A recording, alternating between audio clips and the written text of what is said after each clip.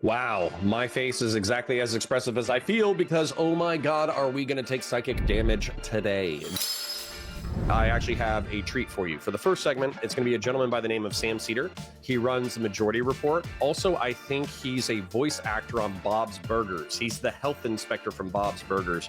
So he's kind of a well-to-do, I think, progressive and liberal commentator who goes a little bit too lefty sometimes, and also, I think, more importantly, a voice actor for Bob's Burgers. He was invited onto the Ethan Klein show, Ethan Klein being a wildly popular commentary live stream podcast, because he is a anti-Zionist Jew, and Ethan Klein can be described as like moderately Zionist, like Zionist in the way that, I don't know, 90% of the planet is. And Ethan Klein's been catching a disproportionate amount of flack because he used to be pretty progressive, but now he's not progressive enough and he's being cannibalized. So with all of that being said, let's bring in our characters. Let's go ahead and add Mr. Ethan Klein and Mr. Sam Seder to our screen, and we will get cracking. I feel like it's real for sure. Okay, everybody, welcome to the show. Mr. Sam Seder. Oh my God, it's Sam Seder. What a nightmare. Oh no, Sam Seder. What a fucking nightmare. How have you been, Sam, since we ruined Steven Crowder's life together? Nice to see you again. I've been feeling very badly for him. Yes, we're all. It's a tragic loss of a great career and so much potential. For those of you who are unaware, I know that we have a lot of content to get through, but obviously part of the reason why we're here is for my commentary. Probably 2 or 3 years ago, who was it? So, God, why can't they literally just said it? Steven Crowder. Steven Crowder wanted to debate Ethan Klein. Ethan Klein does not fancy himself a debater. Sam Seder does. Sam Seder likes debates. He likes contentious conversations. And so they pulled an old switcheroo where Steven Crowder totally, in my opinion, wussed out because he showed up to debate Ethan Klein and then Sam Seder showed up. And then he was like, oh, well, this isn't what I agreed to. This isn't what I agreed to. Oh, you got tiny little beady eyes. Oh, blah, blah, blah, blah, blah. And he was saying all this like wild shit to Sam Seder. And it's like, bro, like in a debate, this is actually one of the things that bugs me about large media personalities. It's like in a debate, you should be able to stand on business. You should be able to back your arguments, and it shouldn't matter who you're arguing against because you believe in your stated positions. If you can't stand on business, what's the point in being in political commentary? Yes, it is. Hey, are we live now? We are live on the H3 channel. Yes. I want to just start No. N-Sort says intellectual property law. No. Israel, Palestine. by sort of apologizing in that I sent you a DM on Twitter 6 months ago or something. I was just going through to find out, and I just realized you're no longer on Twitter. Yeah. So that explains why I didn't hear back. He may no. Yeah, I didn't see it. I wish I would have, but honestly, I don't know what to do because like I want to get off Twitter, but also it's kind of a pain because Twitter is the way that like I would reach out and speak to most people. But I also don't want to be on a platform that's like owned and perpetuates basically like Nazi shit. So yeah, this was yes, I understand that. Yeah, but I just wanted you to know I did reach out, and it was on me not to realize that I just assumed you didn't want to respond. But okay, well, that's nice to know that you reached out. I appreciate that. And the reason, I mean, obviously, people have been pushing for this conversation. I don't know if you know, like, the whole lore of it, the background of it. I mean, this is all I know is that Hassan reached out to me sometime. I mean, I got in touch with you October 24th, and I said that I... So... Christian Blair says, at Valor Media Network, I mean this with all respect, but F your schedule and Valor's lack of notifications. Listen, I'm trying to do 9:30 to 2:30 every single day. Unfortunately, I was traveling over the weekend in order to do Tim Pool on Friday, and then my wife had a routine but necessary medical appointment. So it's, you know, I blame YouTube as well, but it is what it is. We do what we got to do, and we do what we got to do to survive. But I appreciate the sentiment that you want to be here every day, and sometimes it's not the easiest. Bud123 says, hey, man, I don't know why you like torturing yourself listening to Hassan. Well, you know, he is, like it or not, the world's largest political streamer. So unfortunately, in some ways, we have to contend with him because what is it? It's like Hassan, Destiny, Vosh in levels of size and streaming relevance. There's bigger YouTubers. There's not bigger live streamers. I was meaning to reach out for a couple of weeks, so I assume it was sometime in early October. And my thought we were just going to do this off air, but my understanding is that you and he were getting into it, and you felt like because he wasn't Jewish, he didn't have a perspective on this, and that's why he suggested that you speak to me. I don't speak for all Jews, just to be clear. Right. I speak for only myself as a in any form. Well, whatsoever. Sam, allow me to speak for all Jews, if I may, today. Please. No, but actually, I mean, that's a total mischaracterization, which is kind of my problem with Hassan, which we can get into if you want. We don't even have to talk about Hassan. But No. basically, what I told him was that I was citing polling data that shows that about 70 to 80% of diaspora Jews have some kind of positive feelings towards the state of Israel. And he was disagreeing with me. And I mean, this is available by polls, readily available by Pew Research just last month, showing that, and I have, I don't know if if you agree with that or not, I can pull it up, but 72% of diaspora Jews have some type of at least positive feelings about the state of Israel. So the reason why this is like so necessary as a part of this argument, I know we're setting it up and I'm going to let these people articulate their own viewpoints. However, I don't want to pull a lefty streamer and just watch them talk for hours on end without commentary. The reason why is because this is the base level of the pro-Zionist argument. There's like, let's put it to an extreme. The extreme is greater Israel, that Israel should occupy all territories from the Nile to the Euphrates River. So from Egypt to Iraq, it should be Israeli territory, and everybody else can either be subservient or get the fudge out, right? Let's make that the most extreme Zionist position possible, okay? Then there's probably somewhere in the middle where they think that they should occupy the West Bank and they should occupy Gaza, which you can still view as messed up because there's millions of Palestinians who live in those territories. And then there's the Israel has a basic ability to exist, and that's a good thing for Jews to have a homeland. And that's like the very basic entry-level 0 or 1 Zionist perspective. So Ethan gets treated like he's a 10, but he's a 1 on a scale of how Zionist a Jewish person can be. And the truth is that he's pointing out that 72% of international Jews are a 1 on a scale of 1 to 10. Celeste Plantagenet, here to incur the wrath of the gods, is here again and gives us a $1.50 super sticker. Thank you, Miss Plantagenet. I hope you stir up some smacking in chat. Casey makes an excellent point saying that like the stream.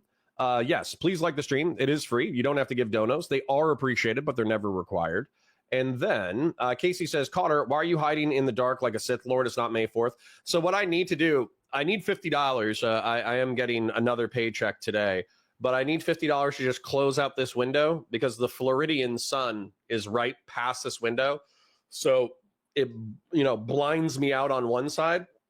I do have a very nice lighting system. I just need to drop cash, go to IKEA, and pick it up. So I will. Don't worry about it. And Miss Plantagenet helped out with that purchase, so thank you kindly. Megan Zero says, remember everyone, the dislike extensions are BS. Please stop using it as a metric. Yeah, relatively speaking. So, all right, let's continue. It's so stupid the way Ethan gets treated, man. Yeah, he even says some things that are like fairly anti-Zionist in these debates that even I wouldn't co-sign, and people still act like he's a neo-Nazi, but for Israel. I was stating that fact to him, and he was saying that I was wrong. And I said, who are you to talk about this? I did not say that I only listen to Jewish people, which is a little bit of presumptuous and a little insane. No, I don't think that's not what I took him to say. But yeah, I mean, Hassan is that's irrelevant to me. Yeah. I mean, I think that I haven't seen that poll. I've seen ones that have said that they have a connection.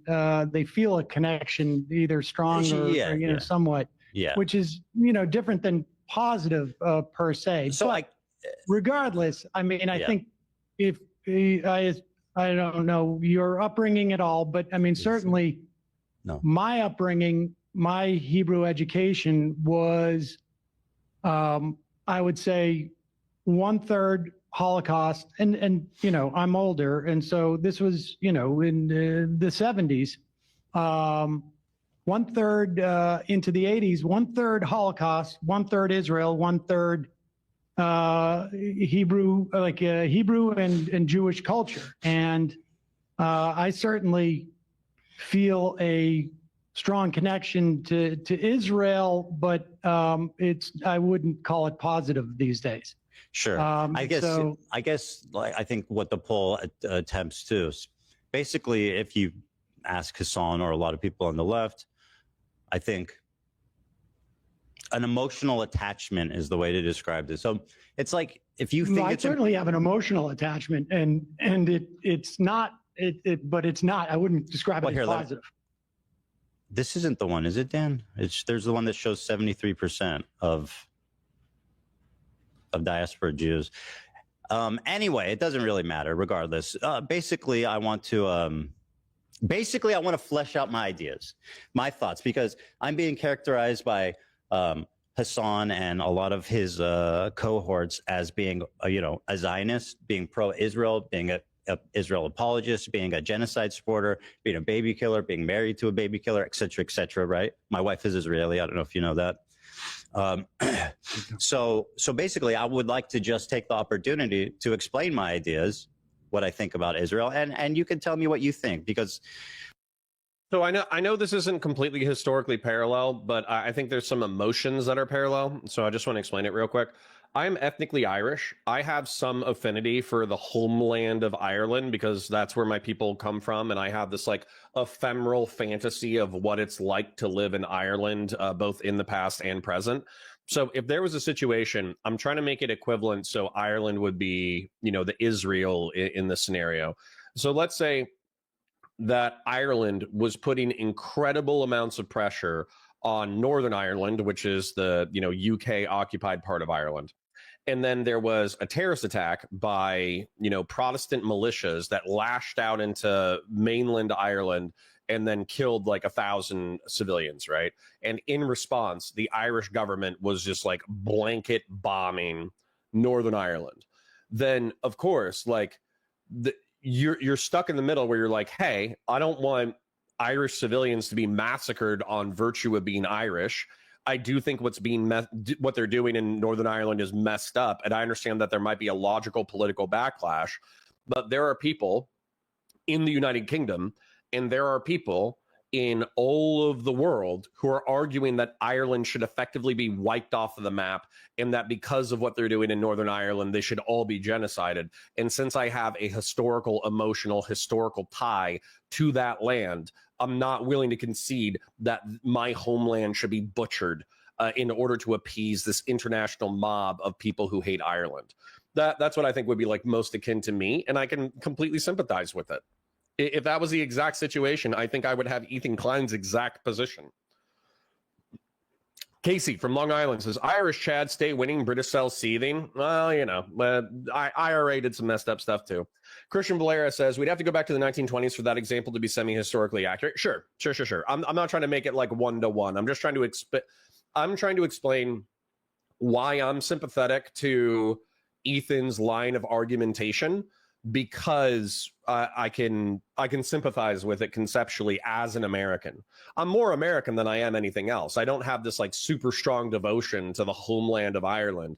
However, if you ask me about geopolitical affairs in the homeland, of course I'm going to sympathize with the people that I'm more like culturally and historically affiliated with. Civilians aren't valid military targets unless they attack soldiers. Bud123, you say that, but we're going to see some wild statements coming out from Hassan Piker in particular. Yeah, we already got genocided. Yeah, we already took our hits historically. Apparently, I will only listen to other Jewish people. So finally, I can speak to someone whose opinion matters to me. So thank you. As the official sanctioned Jewish man, Sam Seder, everybody. 100% Ashkenazi. You ever taken one of those? I haven't, but I'm quite sure I have some Sephardic Jewish ancestry too. So I would mix. That's good. Vilnius and Hungary, I think. Good for you. I think that's always a good thing. My friend, I'm 99.3%. So that's my. All right. That's where my authority comes from. I'll take your word for it. So at any rate, let me start here by showing you a little context. Oh, let me also just say, I got about an hour. Okay, great. I'll just get into it then. Here it is. Les Plantagenet asks, hey, Connor, did you get the comment I sent to you on your Counterpoints channel on the Roman runaway soldiers talking about the gods? I could take a look at it. It sounds vaguely familiar, but if you want to retype it, I'll answer for it. Answer it for you here. Not that it matters, but okay, whatever. So let's start here. Let's start with a little icebreaker here. I know we're both fans of Tim Pool. Okay, let's just enjoy this image together.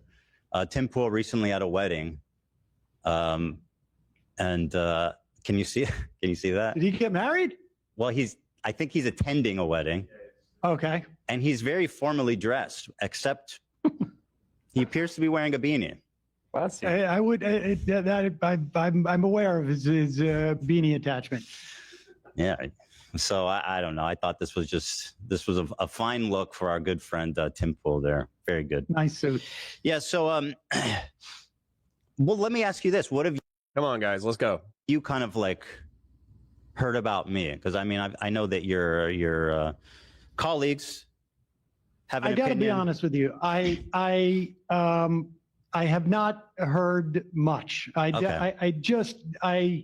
have, like, the only thing I really saw that came up in any of my mentions on Blue Sky, I'm also on Blue Sky, is just this issue about talking to me, and I had presumed that was it. But I don't, look, from my perspective, I'm not, and I know that there's been, you mentioned in the email that there's been a lot of grief that you have taken, and I know that other people have also taken grief on all sides of.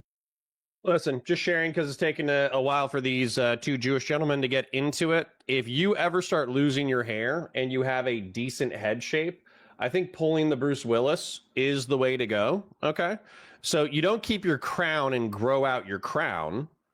You just buzz it, right? And you just buzz it every couple of days. That way, your head, you of course need like a decent head shape, but I think this is a perfectly acceptable aesthetic, right? This is probably the aesthetic that I would go for. Add in a beard. So I would have a beard and I would just buzz my head. Like all that finasteride that knocks off like 2 or 3 IQ points, all those like hair loss stuff. If you do it, God bless you.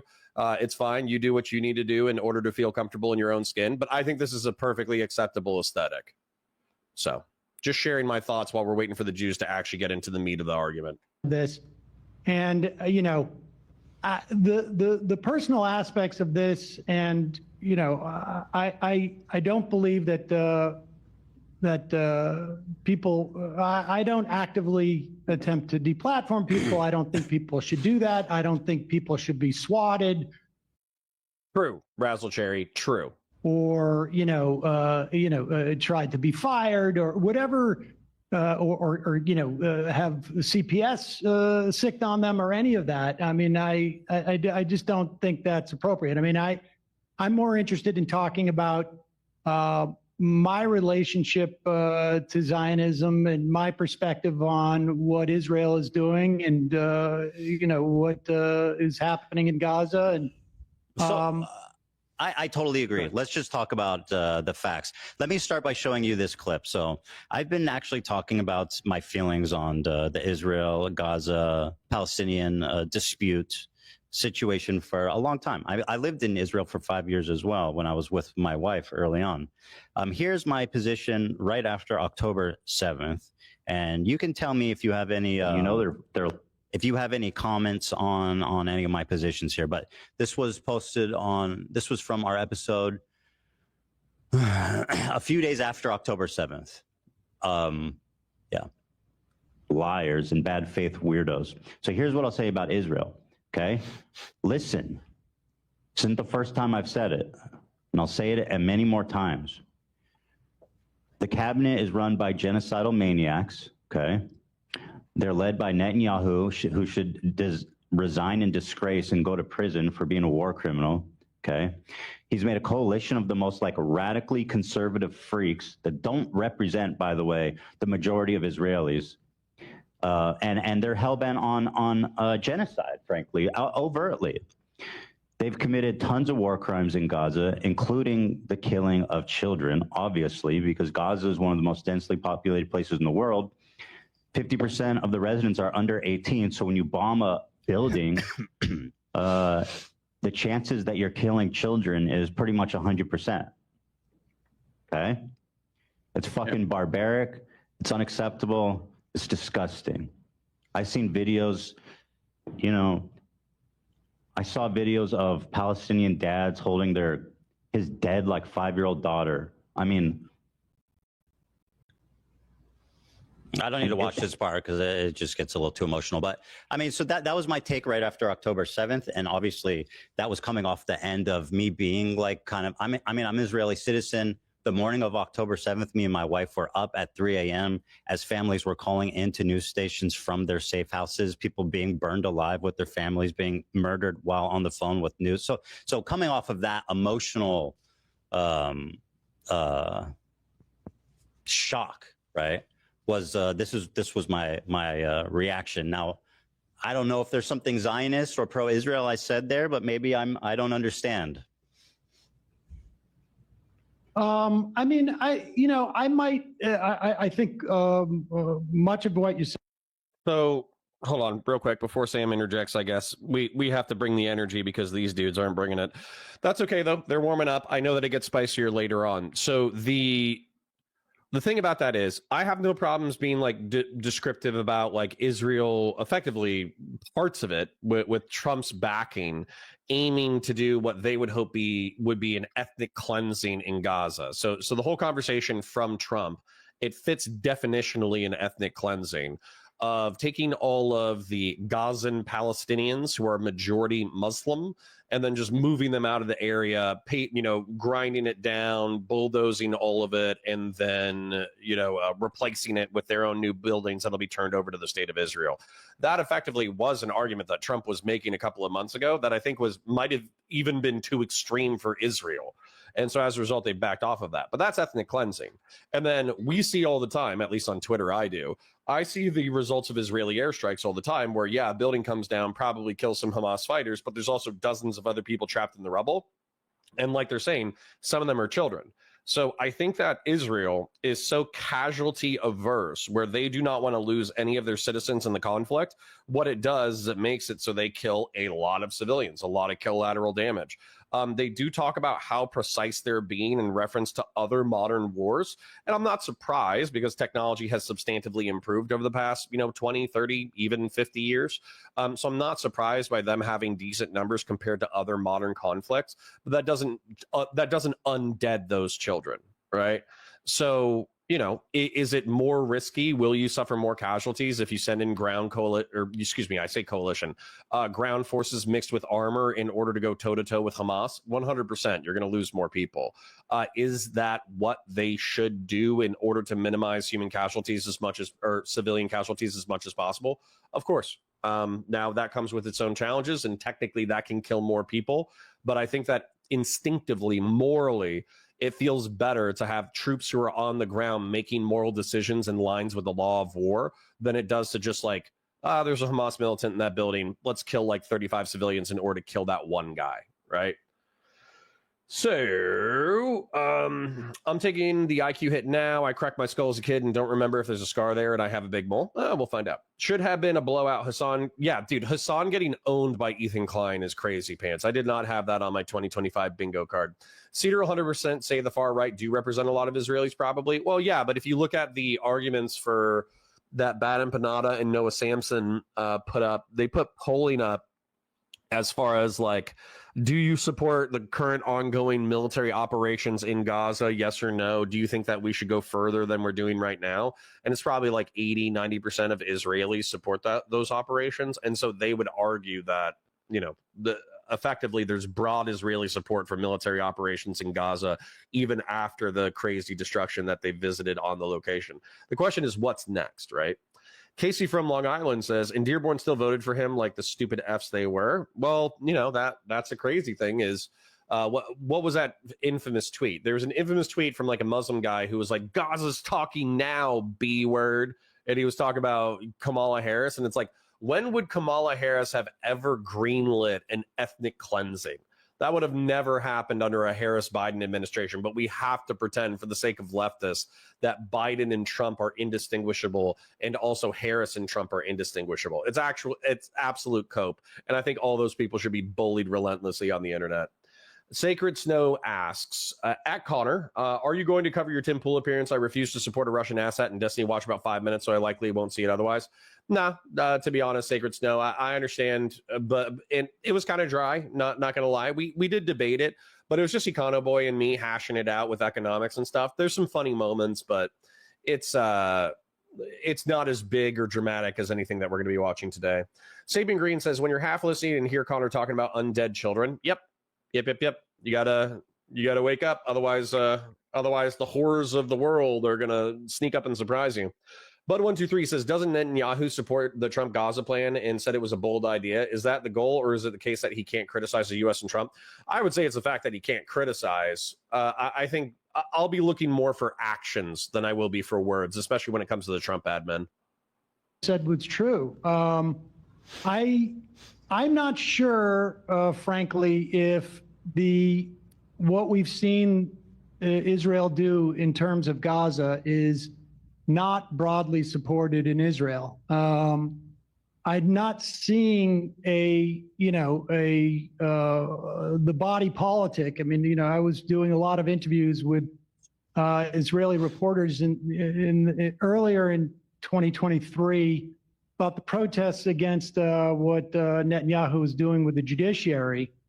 And there was a question as to whether Israelis would see that this autocracy that Netanyahu was attempting to sort of impose on the country wasn't an extension of what was happening in places like the West Bank and in Gaza in some fashion, and more so the West Bank at that time.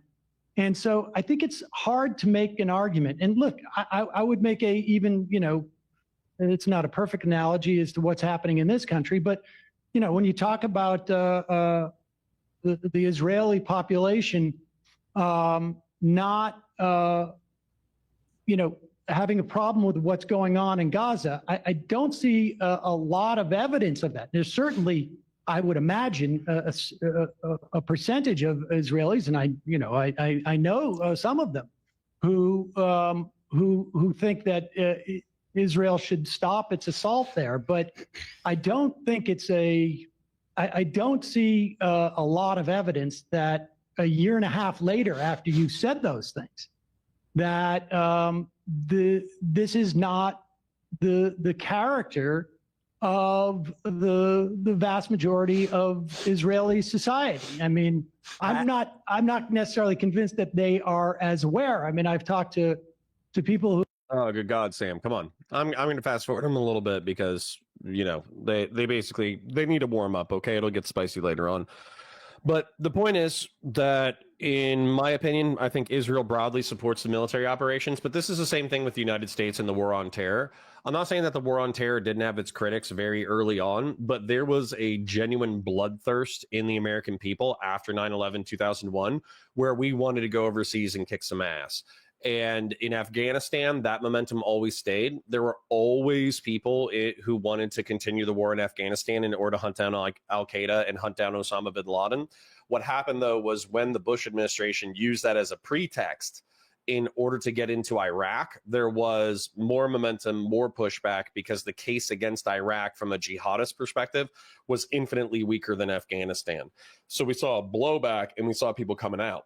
Well, with Gaza, and with Hamas winning the election, with Hamas still maintaining some level of popular support amongst the civilian population there, with Hamas remaining in power, there's no Iraq style distraction from the military campaign in Gaza. And so as a result, why would the Israelis back off?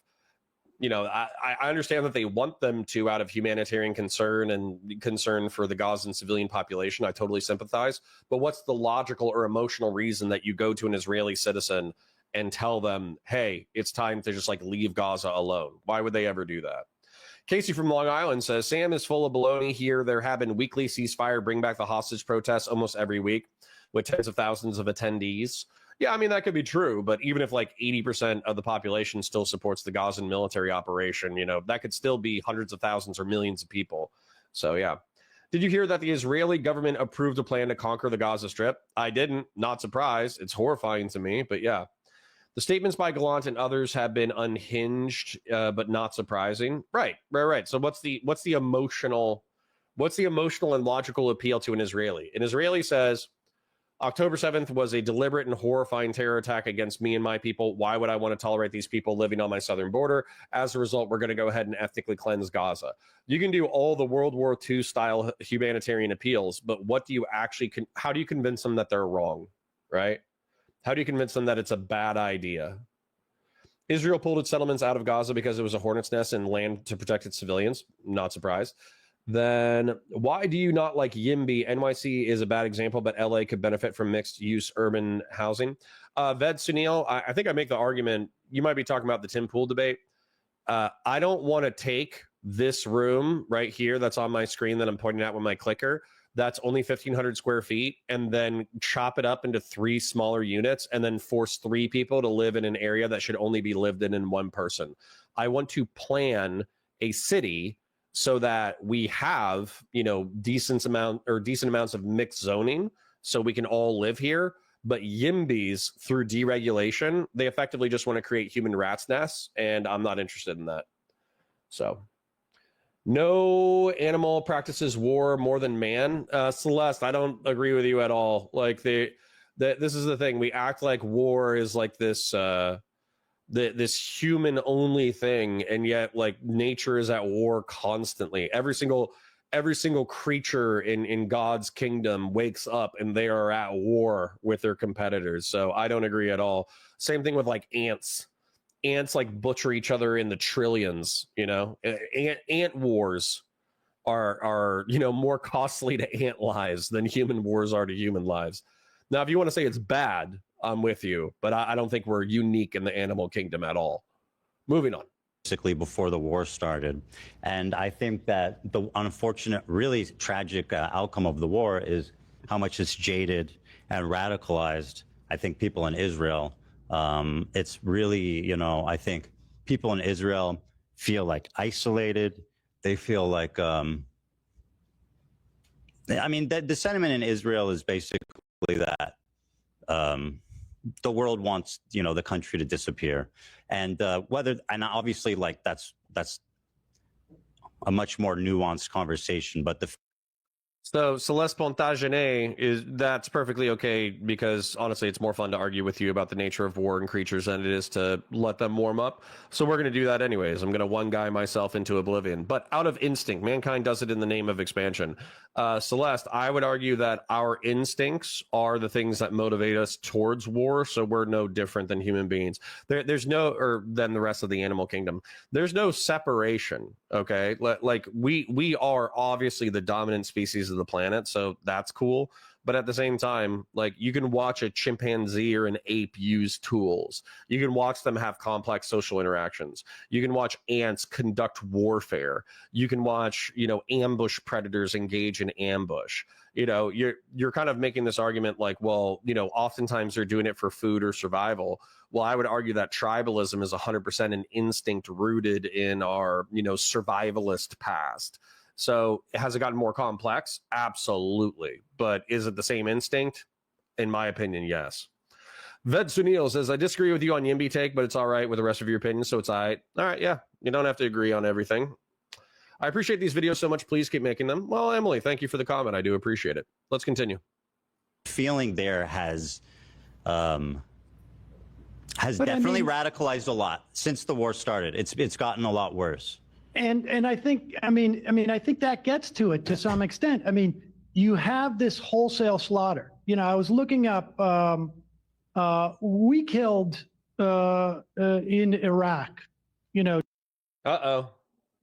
Do you guys know where I'm going already? Do you know that I'm going to the Iraq body count project?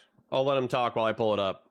Depending on what numbers you want to look at, but you know, I think it's safe to say directly hundreds of thousands of people. But even so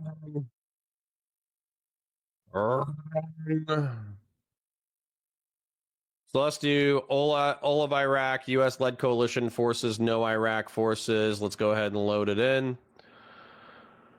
So if you take a look at, if you would be so kind as to take a look at your screen, right now is something called the Iraq Body Count Project. It's something that was originally created in order to keep track of, you know, the deaths in the war in Iraq. And it was also created as a criticism of the United States military industrial complex and all of its sins, okay?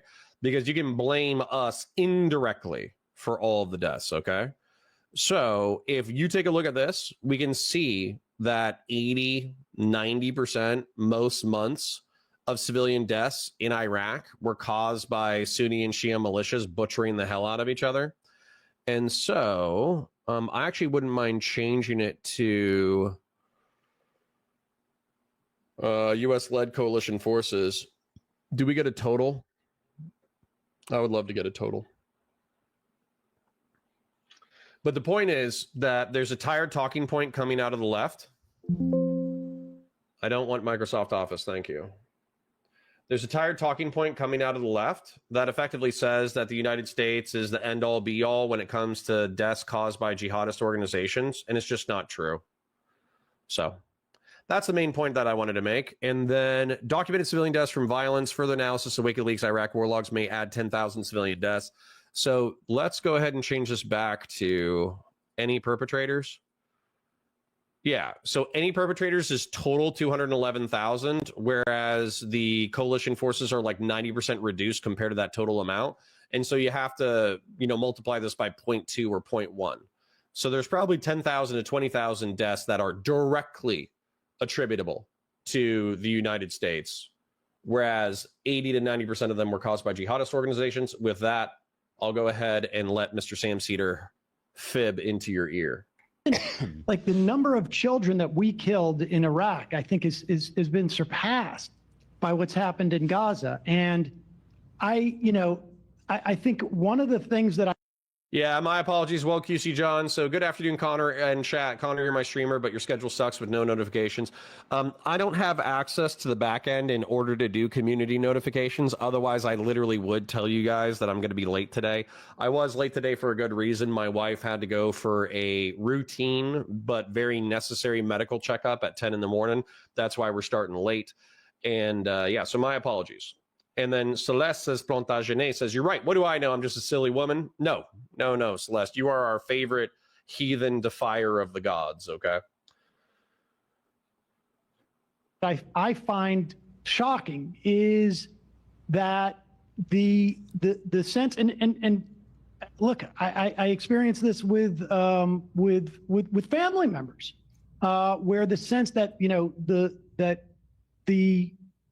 there's a victimization, for instance, let's say on college campus of Jewish students. And I think that to look at what's going on, the totality of what's going on, and to perceive the victims of what's happening here to be the Israeli citizenry or Jews in this country, I think it just blows my mind. I mean, two people can care about two things at once. Why should people? Absolutely. Absolutely. People who are agree, uninvolved in the war, if they're being like victimized in a separate situation because of their Jewish identity, that's a problem, don't you think? Oh, I do, but you can care about two things. You can't be like, oh, these people are ridiculous for caring about anti-Semitism on college campuses because the war's happening. I mean, both we can care about two things. 100%. And obviously one is way worse, right? One is way worse. But that's the point. I mean, one is way worse. And what's happening in But Gaza, who I should mean, tolerate being discriminated against based on their identity? You know what I mean? Like, of course, Well, I who don't wouldn't think- react to that? I don't think that people are. I don't think that people are being victimized. I mean, certainly, listen, anti-Semitism is real. It was real when I was a kid. There was many times I had pennies thrown. This is like this dumb lefty point that I hate. I hate this dumb lefty point so aggressively, where it's like, Jewish students are getting harassed on American colleges, but anybody who perceives the Israelis as the victims, I think you're crazy. And the point is that genocide is far worse than the victimization of, Israelis. Okay, so I want you to think about this real quick. Okay, people in war and conflict can have like justifications for why they're doing things, and they can also recognize that things are bad. So, for instance, like I guarantee you, the Shia and Sunni militias had a reason for why they did what they did, and yet you won't see like a single argument from me saying that was good, right? That there's no arguments that the Shia and Sunni militias butchering each other was good, right? And so this is the horror show of this lefty logic where you can effectively justify like murder, you can justify rape, because it's not as bad as the other things, right? So hold on, I'm looking for a specific post, and I kind of have to give a trigger. I'm going to give a trigger warning, but I think it's important to show you what we're talking about, okay? Because Sam is in a studio in New York, Ethan Klein is in a studio in Los Angeles, Hassan Piker is in his home in Los Angeles, and so we are all insulated from this conflict, right? And so I want to give you a trigger warning. It literally look away, and I'll tell you when you can look at the screen again. But I'm going to show you what Sam is talking about as not being as bad as the Gazan genocide, okay? So here we have two Hamas militants on the day of October 7th. They're inside somebody's home. They're in their living room. There's an unarmed man on the ground that they've executed, and they're putting their fingers up saying, there's no God but God, and Muhammad is his messenger. Okay. That's the first picture. This guy is not a combatant. He's not involved in conflict. He's not an IDF soldier. He might have been an IDF soldier in his youth, but they murdered this man. He is a victim. Regardless of the geopolitical situation, he is a victim. Next thing is, I think this girl was an IDF soldier, but she was kidnapped from her base, and she's hogtied and being walked around, and basically ended up being one of the hostages taken by Hamas. And then she has, trigger warning, she has blood on her pants where her butt and genitals are. Now, the argument from pro-Palestinian people is that, well, that's not sign of sexual abuse or torture. That's actually because there were other corpses in the back of the truck that she was being driven in. And so blood leaked into her pants from the other corpses. Think about how big of a cope that is to be saying that as a defensive argument in support of a terrorist organization. Okay.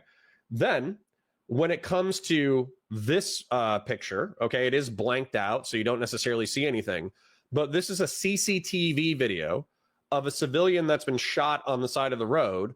And this is a Hamas fighter engaged in decapitation because they effectively want to torture and terrorize the population. So what's more terrifying than not only getting murdered, but also having your body desecrated and your enemies using your body as a war trophy?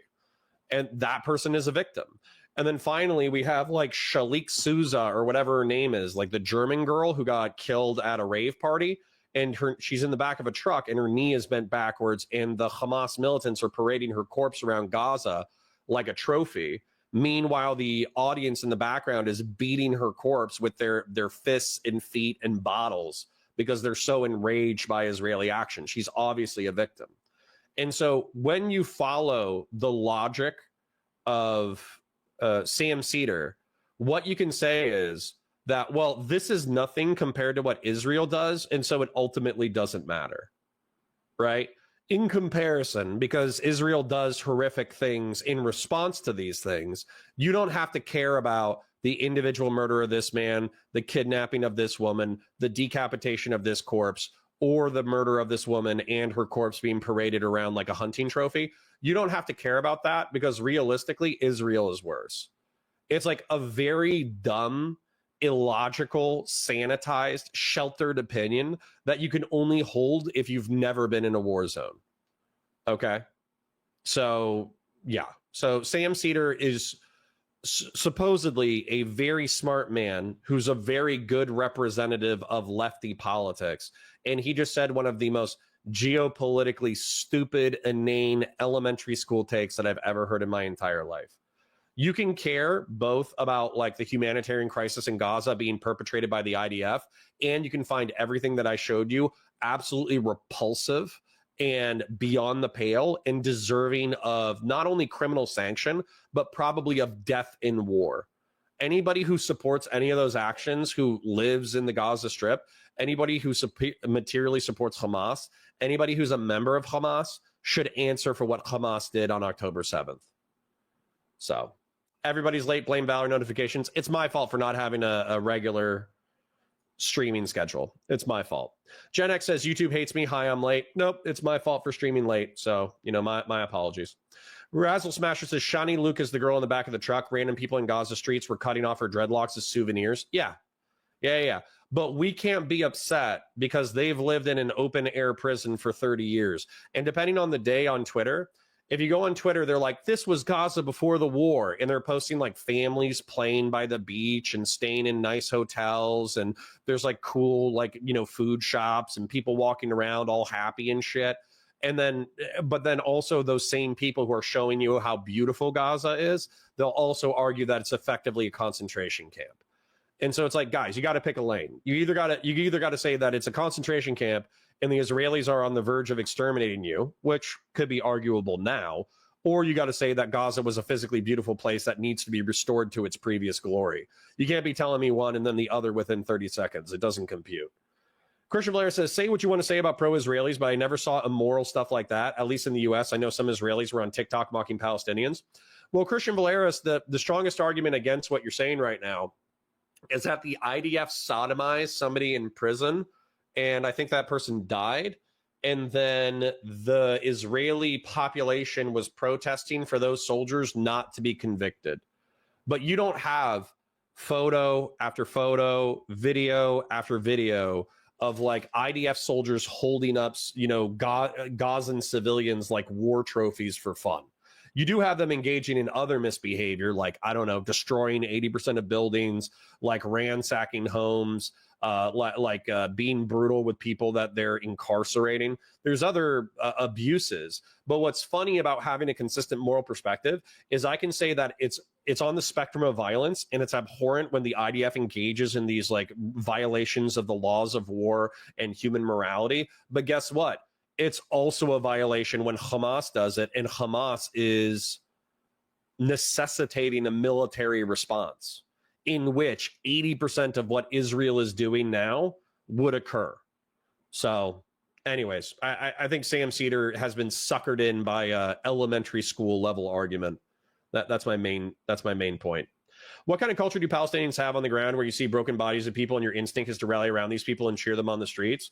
One that effectively thinks that, you know, Israelis are not real humans. They're settler, colonial, satanic, evil, you know, colonizers who deserve everything. Like the whole, you know, the whole lefty meme of, you know, and it's a guy about to go to sleep, and it's like me sleeping perfectly restful, knowing that my enemies are ontologically evil and there's nothing wrong that I can do to them that would ever be, you know, unjustified.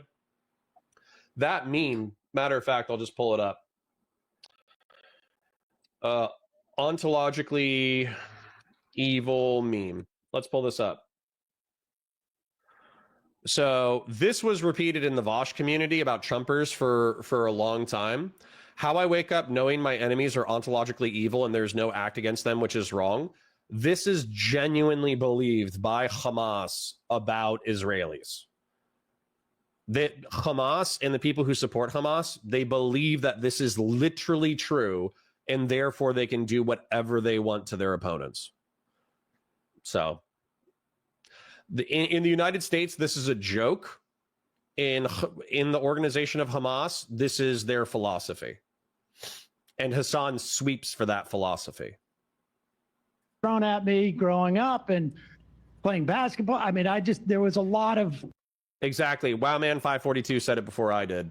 I've experienced anti-Semitism, but you know, put it in the context of like you know, you're a parent, I'm a parent. You know, if my kid is going through something very difficult, it's obviously difficult for me, but it's more difficult for them, and it's a question of prioritizing.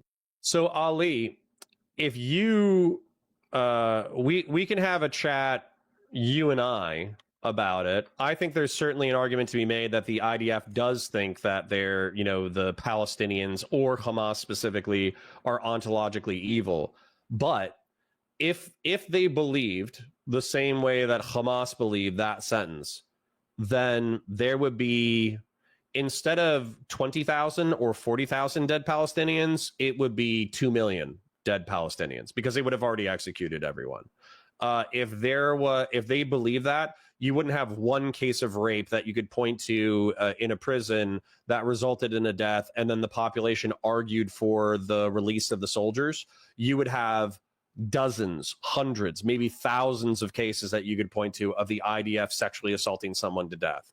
So no, there is a spectrum of violence, and it's very clear based off of statistics alone that Hamas engage in the worst kinds of violence that you can engage with, as far as like rape and murder, and that Israel, you can point to anecdotes of them engaging in the same behavior, but you can't point to it being systemic. So no, there is a difference. There is a moral difference between these two actors. Sapient Green for DKK 100. Thank you for the donation, King. Any person who glorified or defended the act 7th, either immediately after or a longer period of time, has, in my opinion, completely lost any moral standing. They have no principles. Yeah, the problem, though, Sapient, is that they're relevant. All right. So we're live to, like, you know what, 50 people on Valor Media Network. On my home channel, I'm live to like 70 to 110.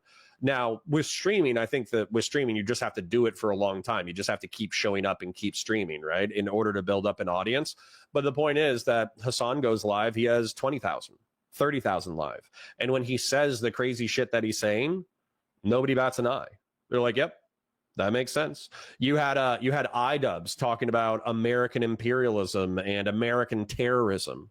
iDubbbz has been brain rotted by Hassan Piker, and iDubbbz is like a normie lefty. Yeah.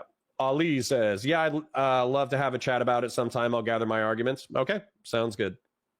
Let's continue. These things, you can have two thoughts in your head at the same time, but to center oneself or to perceive that one's victimization is sufficient to ignore the...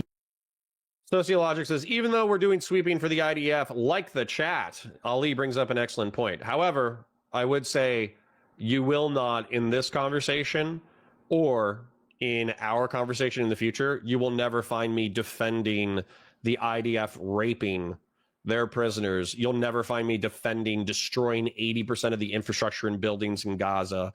You'll never find me defending, I'm trying to think of another thing, but just like, you know, engaging in airstrikes known to kill dozens of civilians in order to kill one Hamas militant.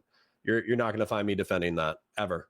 Whereas I think that the inverse cannot be said of Hassan Piker, as we'll see later today. Well, I got to stop you because I don't think anyone, I don't know who's doing that. Well, I mean, I just said, like, that's a brave take, Gen X. Brave take in this world. You just presented as the Israeli population feels like they're isolated and this and that. There's two different separate conversations. There's like the American Jewry who's like, I have nothing to do with that place. And then the Israelis, right? So like when you're talking about in terms of the way that you characterize the Israeli feeling, was that they feel isolated, et cetera, and I can understand that, but to not have the first thought of like, we are committing, like you say, genocidal acts. And if people want to call it genocide, I don't, obviously it's got to be, it's a legal term, but I think that it's, colloquially speaking, at the very least, it is a genocide. And to not recognize that as the fundamental issue, the first issue, I think is blinkered. I don't know how else to say it. I mean, it's a little gobsmacking to me. Well, so I do agree with you that obviously in Israel, people, I think the problem, and just to say on a higher level, I agree with you. Like, obviously the people in Israel compared to like what's on October 7th, they were victims. After everything that's happened, obviously whatever they've suffered pales in comparison to the mass destruction and like wanton death of civilians in Gaza and what's happening in the West Bank too. Lots of awful stuff. So this is worth addressing while we're here anyway. So let's take a look at the UN definition of genocide, because this is how I think that you could be justified in using the term. So Article 2, in the present convention, genocide means any of the following acts committed with intent to destroy in whole or in a part a national, ethnic, religious, or racial group, such as killing members of the group. Okay, that's happening. I think the Israelis would argue that they're attacking Hamas militants, not all Palestinians, but they're certainly killing members of a group. They're causing serious bodily or mental harm to members of the group. I think that you could 100% argue that being trapped in Gaza, unable to escape into Egypt, unable to escape into Jordan, unable to escape into Israel, and then effectively watching your neighbors get bombed and murdered would absolutely cause mental harm. And if you were caught as collateral damage, then 100% it could cause serious bodily harm. Deliberately inflicting on the group conditions of life calculated to bring about its physical destruction in whole or in part. I think that there's an argument here that you could say that the slowdown or deprivation of water and food into Gaza could be viewed as a genocidal act under this subcategory. Imposing measures intend to prevent births within the group. I don't think they necessarily have that one. If anything, I think they might have the opposite. Forcibly transferring children of the group to another group. So that, to my knowledge, hasn't happened on a broad scale. So we have three things. And so Sam is saying that these things could be viewed as genocidal. I agree with that. But the reason why I think a lot of us have issues with that term, I'm going to see if there's like a lay definition. So it looks like AI, the deliberate killing of a large number of people from a particular nation or ethnic group with the aim of destroying that nation or group. This is kind of more the colloquial definition. And I think when it comes to the colloquial definition, like if we have an ongoing campaign in Gaza and the original population is 2.2 million, current estimate of Gazan deaths, I think it was around 60,000 and maybe like 200,000 indirectly or something like that. So if we have 60,000 dead people, let's just use that as a raw number. Okay. Let's just use 60K. So if we're at 60K over the course of what, 2 years, 60K, I this might seem callous, but I'm trying to make a point here. Okay, 2,200,000. So 60,000 divided into 2,200,000 is, what is that? 2%, maybe 3% of the population. Okay, so if you're talking about annihilating a population, because we are talking about, like, in comparison, European Jewry, the Holocaust probably wiped out in some places like 80%, 90% of the Jewish population, and the remaining population fled. Other areas, it might be like 50%, 60% of the population, and the remaining population fled. So when you're talking about 3% over the course of 2 years, it's not whether or not it can become genocide akin to the Holocaust. It 100% could, and we need to prevent that. But this is what people are doing the subconscious mental comparison to. That being said, I think the problem with Israel, just to try to... Yeah. And actually, some people brought that up. And Casey from Long Island says, and half of those are Hamas militants. Big in Gaming says, how many of those 60,000 are fighters, or is it all civilians? Yeah, exactly. And that's granting that all 60,000 are civilians, which is probably not the case. I think that Hamas, the Al-Qassam brigades, right? How many How many Hamas fighters are there? There's 30,000 total fighters in Hamas. How many Hamas fighters have been killed? And they're saying it's U.S. Intel guessed that it's around 13,000. Okay. So a third of Hamas has been wiped out. Israel is estimating that 17,000 to 30,000 of them are fighters. So we all have the fog of war, right? So we can't trust anybody in this situation to provide 100% accurate information.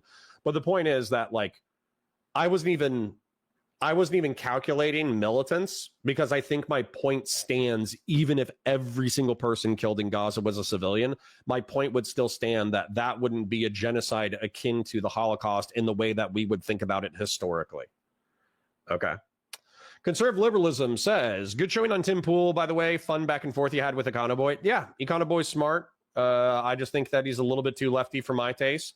I think Tim and I, weirdly enough, are probably very similar politically, but he just caters to a totally different audience that I am more interested in challenging than I am interested in, like, sweeping for.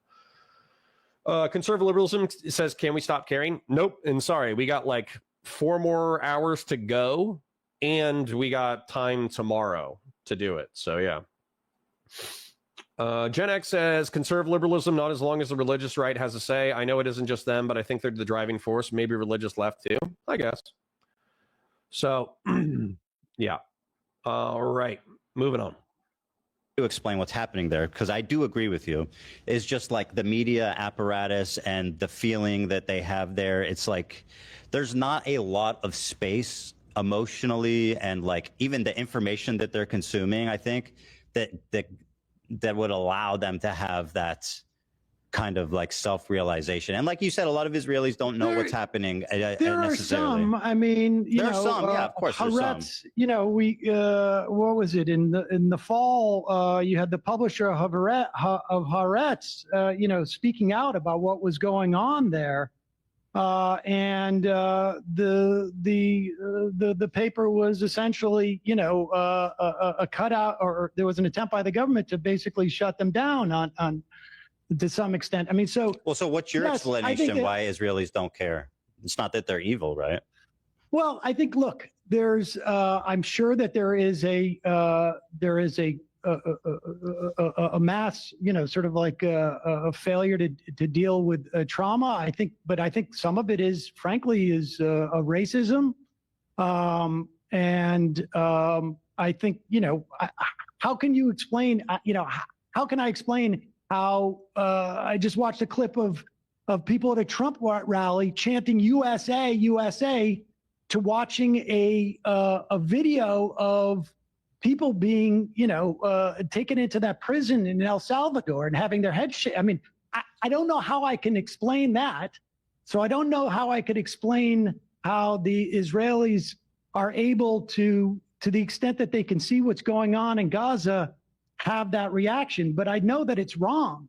And I think, some of it undoubtedly is a racism. Some of it is, maybe some type of mass failure to deal with trauma. I mean,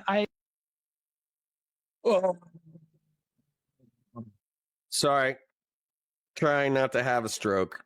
Okay, this is again where lefties lose me, okay? So apologies to chat. All right. Okay. Maybe it's racism. He doesn't understand why people can act like Nazis in the early 20th century. So this is one of the things that Jordan Peterson said, and I swear to God, you guys, 2016 to 2018, Jordan Peterson was based, I don't care what anybody says, all right?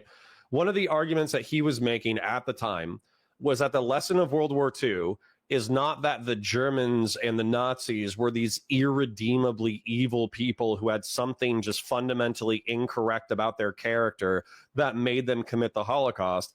It's that there are Nazis inside all of us. There are genocidal, monstrous, murderous freaks inside all of us. And we have to look out for the monsters inside of us in order to prevent us from becoming the monsters that we look at in history.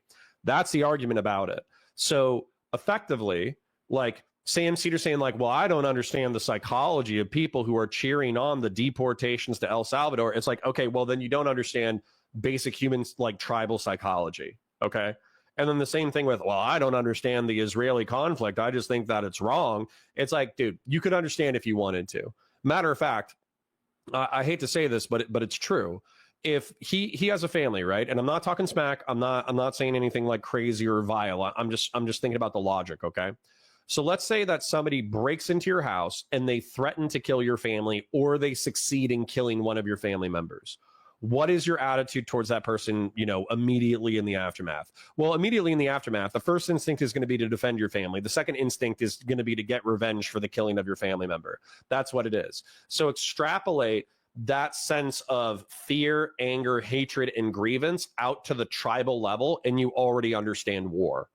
It's actually not that hard of a concept. It might be hard to understand when you're rich, you're in a safe country, you talk shit about politics online every single day for 8 hours a day, you don't have to existentially fight in order to continue your existence, et cetera, et cetera. It might be difficult for you to understand it, but I would say that we talk about privilege a lot in the lefty spaces. I would say that not being able to understand the concept of violence is a privilege. I'll put it that way.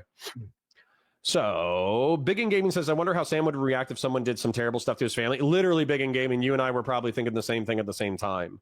Wowman542 says, as someone else said, the line between good and evil runs down the middle of every man's heart. Yeah, I think that's a Game of Thrones quote, but he probably stole it from somebody else. Sacred Snow asks, states, Major agree, JBP had great psychological content. In my opinion, he went downhill because he decided he was an expert on everything. We're all guilty of this. But what I would challenge any of my critics to do is, if you think one of my perspectives is incorrect, explain it to me how I'm incorrect. Because I don't just take, hey, Connor, you were an entry-level Marine and an entry-level cop, and you studied history and got a bachelor's degree. That's not enough to make you an expert on everything. You have to tell me how I'm wrong, because I do try to study a lot of things all of the time.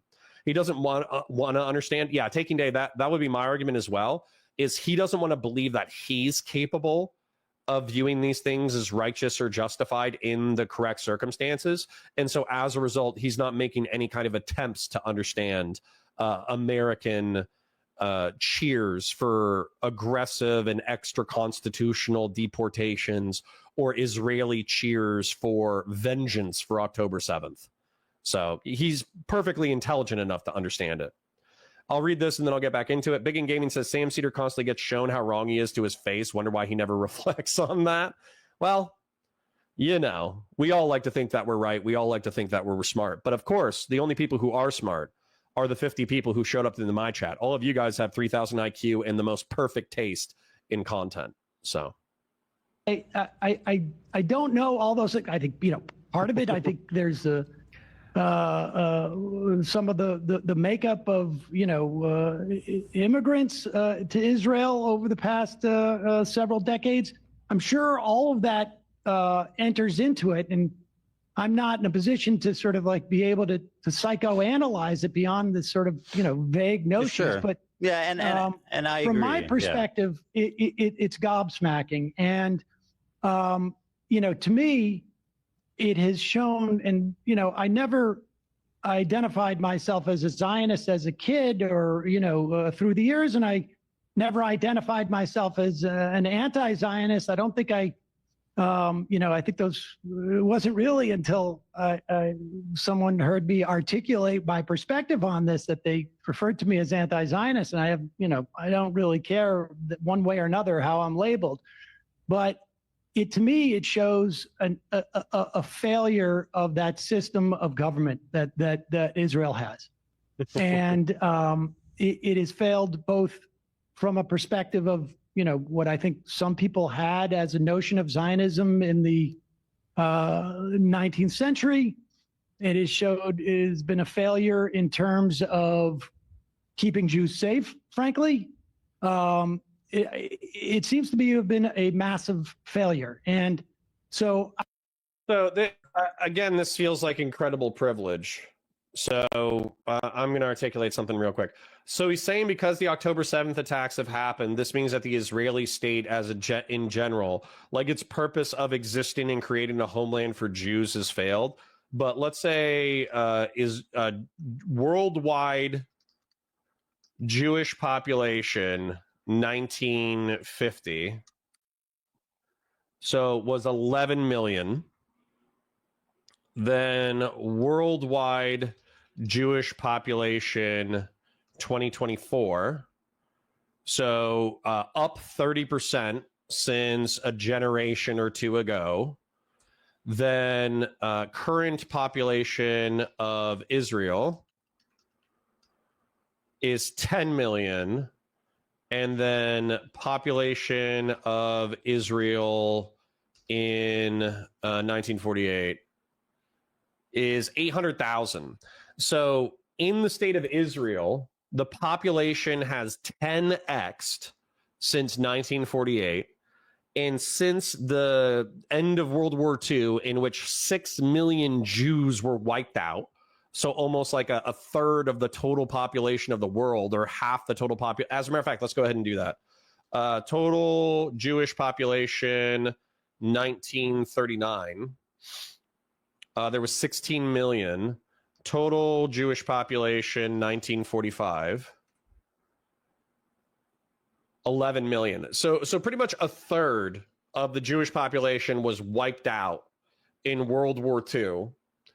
And then they've had almost a recovery since before the Holocaust. And Israel itself has had a 10x population increase in the past 2 or 3 generations. But Sam Seder, one of the Jews in the diaspora, he's deemed it an entire failure. The Israeli state has failed to secure anything for the Jewish or Israeli people, despite the obvious statistics pointing in the opposite direction of what he's stating. But he's smarter than everybody else. He's smarter than history. I can't operate as someone who lives in Israel, but I can operate as someone who is an American in terms of like what we support, which is why I think we should end all aid. And as a Jew who sees my religion being used as what I perceive as a fig leaf for what Israelis or, Zionists are doing. And so I'm okay with this perspective. If he's saying that, like, I still think that the state of Israel doesn't need to exist in order to safeguard the Jewish future. And I think that its existence invites controversy and potential like conflict. He can say that. And he can also say that he doesn't like that the state of Israel uses the continuation of Jewish people and Israeli people as like a casus belli, like a case for war whenever they're attacked. And so therefore it's like a self-fulfilling prophecy. I have no problem with him saying that, but I don't think that he can say that Israel itself is a failure. I mean, that's where I'm coming from with this, that I don't know if there is a psychological state that can justify this. In fact, I don't think there is. And yeah, that's moronic. This is actually him proving my point. This is the narrative as far as I understand it. This is the Zionist narrative, okay? It's that historically, Jews existed at the crossroads of humanity. As a matter of fact, it's geopolitics time. I know Big in Gaming is big into geopolitics, so we're gonna do this for Big in Gaming, okay? Let me not dox myself again. Let me go ahead and pull up Israel maps. Okay. So this is the modern state of Israel, which is in Syria, Palestine. So this entire territory, this area right here, which is at the crossroads of humanity. If you were in Asia, you wanted to get to Europe, you would travel through the Middle East and North Africa and potentially bump into Israel. If you were in Africa, you wanted to go to Europe, same thing. If you were in Europe and you wanted to go to Africa or you wanted to go to Asia, same thing. So Israel was at the crossroads of humanity. Okay, that's why everybody bumped into it. And so what happened is the Babylonians, the people from Baghdad, they conquered Israel. Iran, what used to be Persia, conquered Israel. The Greeks conquered Israel. And the Romans conquered Israel. And so as a result, you have all these times that they've been politically dispossessed throughout history, until eventually what happened was the Muslims coming out of Mecca and Medina, they also conquered Israel. And then the Europeans came in and conquered Israel again. So we're already up to like a dozen times that it's been, conquered. And the city of Jerusalem, which is at the heart of Israel, was put to the sword. So all the Jews that lived in this area, they got wiped out. And so the Jews were like, screw this. I'm tired of getting murdered. So a bunch of them moved to Egypt, and they formed enclaves in Egypt, Libya, Tunisia, Morocco, etc. A bunch of them moved to Europe, and they settled in Spain and Germany and Austria and Hungary and Eastern Europe and Russia. And so as a result, what ended up happening was they faced ethno-religious persecution in these countries, but at least they weren't getting murdered all the time, right? So in the 19th century, from some people from the Jewish diaspora says, we need to return to Israel and create a state that will safeguard the future of the Jewish population. And that, relatively speaking, within a century, coincided with Germany slaughtering a third of the international population of Jews, giving them a further incentive to move to the state of Israel. So Sapien Green says Israel didn't exist after the Romans did it. I thought the Romans created the Jewish diaspora. Honestly, I can take a look at it real quick. I thought that it was the Crusader sacking of the temple. When did the Jewish diaspora start? But the Romans sacked the temple as well. The Neo-Babylonian Empire, 600 before the Common Era. Why did the Romans kick the Jews out of Israel? So I guess there's multiple diasporas, right? Diasporas, whatever you want to call them. Well, they're saying they're both wrong. They're saying that it started as far back as the Babylonians, but the same vibes, okay? The same vibes are that the Jews got conquered in Israel so many times that some of them were like, fudge this, we're moving, right? The video, This Land Is Mine, shows pretty much well how often the region changed powers. Yeah, absolutely. I remember that music video. I'm not going to play it right now, but the point is that this has been happening for probably 3,200 years approximately, and the technology and the cultures and the civilizations have changed, but the narrative of the Israeli area trading hands politically, that hasn't changed. So, anyways, I don't know what my main point of that was, except for to give you like a general geopolitical history of Israel. And so, It's just an attempt to understand, not justify, because I mean, it is what it is, right? Like, it is the way that it is, and so that's for a reason. And it's just trying to. Well, conservative liberalism says this troubled piece of land that's been in turmoil for thousands of years now needs to be America's personal ant farm. Neat. Well, it helps that it's also located near, it's number one, it's allied with the United States. Number two, we trade a lot of defense technology secrets. And then number three, it helps to have a back door into the Middle East and North Africa where like 2/3 of the world's energy supply exists. So it's not, it's not great. It's not terrible. Bud123 says, isn't putting all the Jews in the same place Israel make them less safe and easier to target as opposed to being more spread apart? Yeah, Bud123, there's an argument to be made both ways. Whether or not, because the truth is that you could have an international anti-Semitic wave of like anger and hatred that wipes out the population in each one of their respective countries, and they wouldn't even have the capacity to militarily defend themselves. That's what happened in Europe, obviously. But then with Israel, kind of like you said, if all of the Middle Eastern and North African nations allied together to take out Israel, they've tried it in the past and they failed.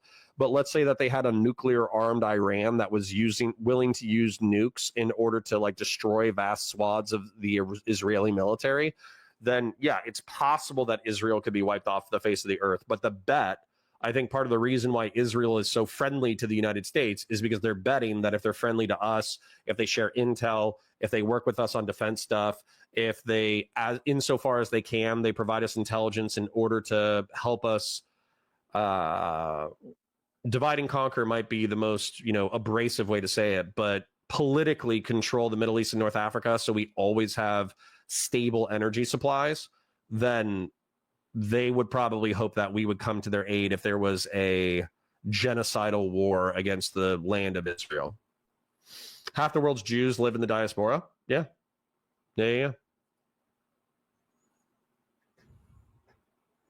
Yeah, Eric Dom kind of points this out. Right now, they kind of have the best of both worlds, a strong country and many in the diaspora. Yeah, that's kind of the point, right? So if the population is 16 million worldwide, 10 million in Israel, well, one of them could get wiped out and the other one would still survive. So it's kind of like a plurality of tactics. So if the 6 million that were international got wiped out, you would still have Israel. If Israel got wiped out, you would still have the 6 million internationally. And I think that if you look at history, Israelis and diaspora Jews have a reason to believe that this is a thing that can and will happen to them. To explain it, that's all. I agree with everything you're saying. But actually, one thing I want to pivot to and ask you about. Do you think that we should cut all aid to Israel? I think that'd be justifiable, yeah. And well, we're talking about like military and stuff. Yeah, for sure. Israel. I mean, Israel can make their own bombs and shit. Every if they need, like, they don't need American military. Yeah, I agree with you on that. I think they do need it to do what they're doing, without a doubt. And well, what I mean is they're not entitled to it, to say more accurately. Yeah. So yeah, I think military aid should be cut for sure until. How, as a Jew, and you know, I mean, obviously you have a different connection to Israel than I do, as you know, through your family and whatnot, and through having lived there. But as a Jew, I take such offense to what is being done ostensibly to protect me and my family and my ancestors and my progeny and all of it. It is, I mean, I think it's, I think the conflation of Zionism and Judaism is both not keeping Jews safe and is wrong at its core. And we can see what it's even doing in the context of this country, the way that it's enabled Trump and to attack universities and to attack law firms and whatever. And so I don't know. And if you agree with that, great. If not, I'm happy to discuss it with you. Yeah, no, I mean, I agree with everything you're saying. And part of the reason why, like, this chasm started between me and, you know, Hassan is very influential. So when he decides that somebody is an enemy of the movement for criticizing him, which is what I perceive happened, then it kind of becomes reality. For example, one of my criticisms of his is him not supporting Kamala Harris. Now, would she have stopped the war and been like a perfect dove? I don't know, but I know she would have been better than Trump. I know that for sure. Trump's posting like this insane Riviera, Gaza, the Riviera with Trump hotels. I mean, that's and like he's sending the 20-pound bombs. He's telling Netanyahu, you have a blank check to do whatever you want. Now, like, it just came out that Biden didn't, did nothing to. I mean, listen, I think. Yeah, this like lefty excuse making for Trump being the lesser of two evils is actually crazy. That like listen to this, because Sam is gonna, at the end of the day, after all of his commentary, I guess is the nicest way to say it, he's still gonna ultimately agree with with Ethan that the Biden-Harris administration would have been infinitely better than a Trump administration, but he first has to talk about how bad the Biden-Harris administration is first before he can make that concession. Otherwise, his audience will eat him like piranha. And there's plenty of lefties in his audience and in Hassan's audience who will not acknowledge that the Biden-Harris presidency would have been preferable to a Trump one, which is insane. Like, Trump, like Ethan just said, wrote Israel blank check, gave them all the military equipment they wanted. They even signed up, okay? They even signed up for us to go in militarily and economically to help out with the ethnic cleansing of Gaza. There is no universe like the Avengers thing where there's like 14,435,000 universes in which, you know, Trump promises the Gaza Riviera. There is not even one in which Harris promises the Gaza Riviera to Israel. It doesn't exist. Within all of the realms of possibility, there is not a Harris administration that signs off on the ethnic cleansing of Gaza. So the fact that lefties have to do this tiptoe dance is actually really frustrating from an outside perspective. Well, I'm talking about Kamala. I suspect that I suspect that she would not have had the same policies as Trump. But at the same time, I think that it was a massive failure, both on a real human level. Like, it would have, I think, had she articulated anything even remotely close to what I would hope her difference would have been, I think it would have probably had implications in the election. But I think perhaps even more importantly, it would have maybe implicated the behavior of Israel. So, I mean, look, I chose to support Harris because I perceived her as the lesser of two evils. But yeah, me too. And I think that that's an important distinction to make at a time like this. Yeah, I can certainly. So, sorry, I want to address this chat. So, Alan Vanderlyn says, ugh, what a loser, Sam Seder, damn it all. Well, listen, that's why I'm praying to God for strength, okay? Then, which is why leftists are never gaining political power, thank God. You better hope. The populist left might be right around the corner, man. Like, the populist right got their playbook and they won twice off of it. The populist left might be what comes next if we're looking at like a Jedi Sith backwards and forwards kind of thing, right? Then isn't Trump after real estate property in Gaza? I don't know if he is for real. That literally could just be like a meme or him being stupid. I can't imagine like a Trump hotel or a Trump casino in Gaza. It's so gauche, like it's so brazen that I think it's like almost too brazen for reality. Now, that being said, I've been wrong before. So, you know, if a Trump hotel or a Trump casino goes up in Gaza, then, you know, don't hold it against me, okay? It just means that reality is absurd. And then Thimecat, which is the one that I wanted to get to, or Time, says, love from Canada, just had an election, I felt ripped off. The political warfare in Canada is boring. American politics is almost actually more entertaining than hockey. Yeah, I mean, that's part of the reason why we consume politics through drama and clash of personalities, is because we do make it interesting. We have a 6'4", 230-pound steroided out himbo with a small head cheering on terrorist organizations, fighting a former YouTuber, shit poster, podcaster who did comedic reaction videos, and somehow the shit poster destroyed the 6'4", 230-pound himbo political analyst. So yeah, you know, American politics can be quite interesting and quite exciting. Absolutely. So Christian Valera says, mainstream Dems aren't co-signing terrorist support or anti-Semitism. I know, but they do enough rhetorical damage that the crazy leftists do enough damage to the Democrats that it alienates normies, which is crazy because 55% of the Republican Party should be alienating normies, and yet somehow the split still goes right. Alan Vanderlyn says, we need intelligent, progressive individuals who can bring folks together and who do not budge on human rights and equality, period. Well, Alan, shocking as it may be, I'm a never Trump Republican, so I actually agree with what's being called more conservative Democrats. We had a really interesting watch through of Mayor Pete Buttigieg, who is probably insufficiently progressive for a lot of online people, but in general seemed like a really intelligent, articulate person who was passionate about his ideas and does care about human rights. So Bud123 says, the populist left is never going to materialize and win. Every time a progressive runs, there's infighting and claims of racism. Well, right. Maybe they'll get their stuff together. Maybe they'll become class reductionist and then they'll start winning. Is interesting a new synonym for the R word? Yeah, it is. I think Trump just launched. Yeah, he likes to do distractions. So Casey says, true, and I effing hate them for that, but that's because the Republicans have such a larger and better propaganda machine. I mean, they're absolutely talented. You can't argue with the results. Yeah, Big in Gaming makes a point that I would like to make. That is incorrect. Pod Save America, CNN, and New York Times have all been glazing Hassan. I would love to watch all of those institutions. I would like to see Pod Save America, CNN, and New York Times do a debate reaction to Ethan Klein versus Hassan Piker, where Hassan Piker glazes the Houthis. Yeah.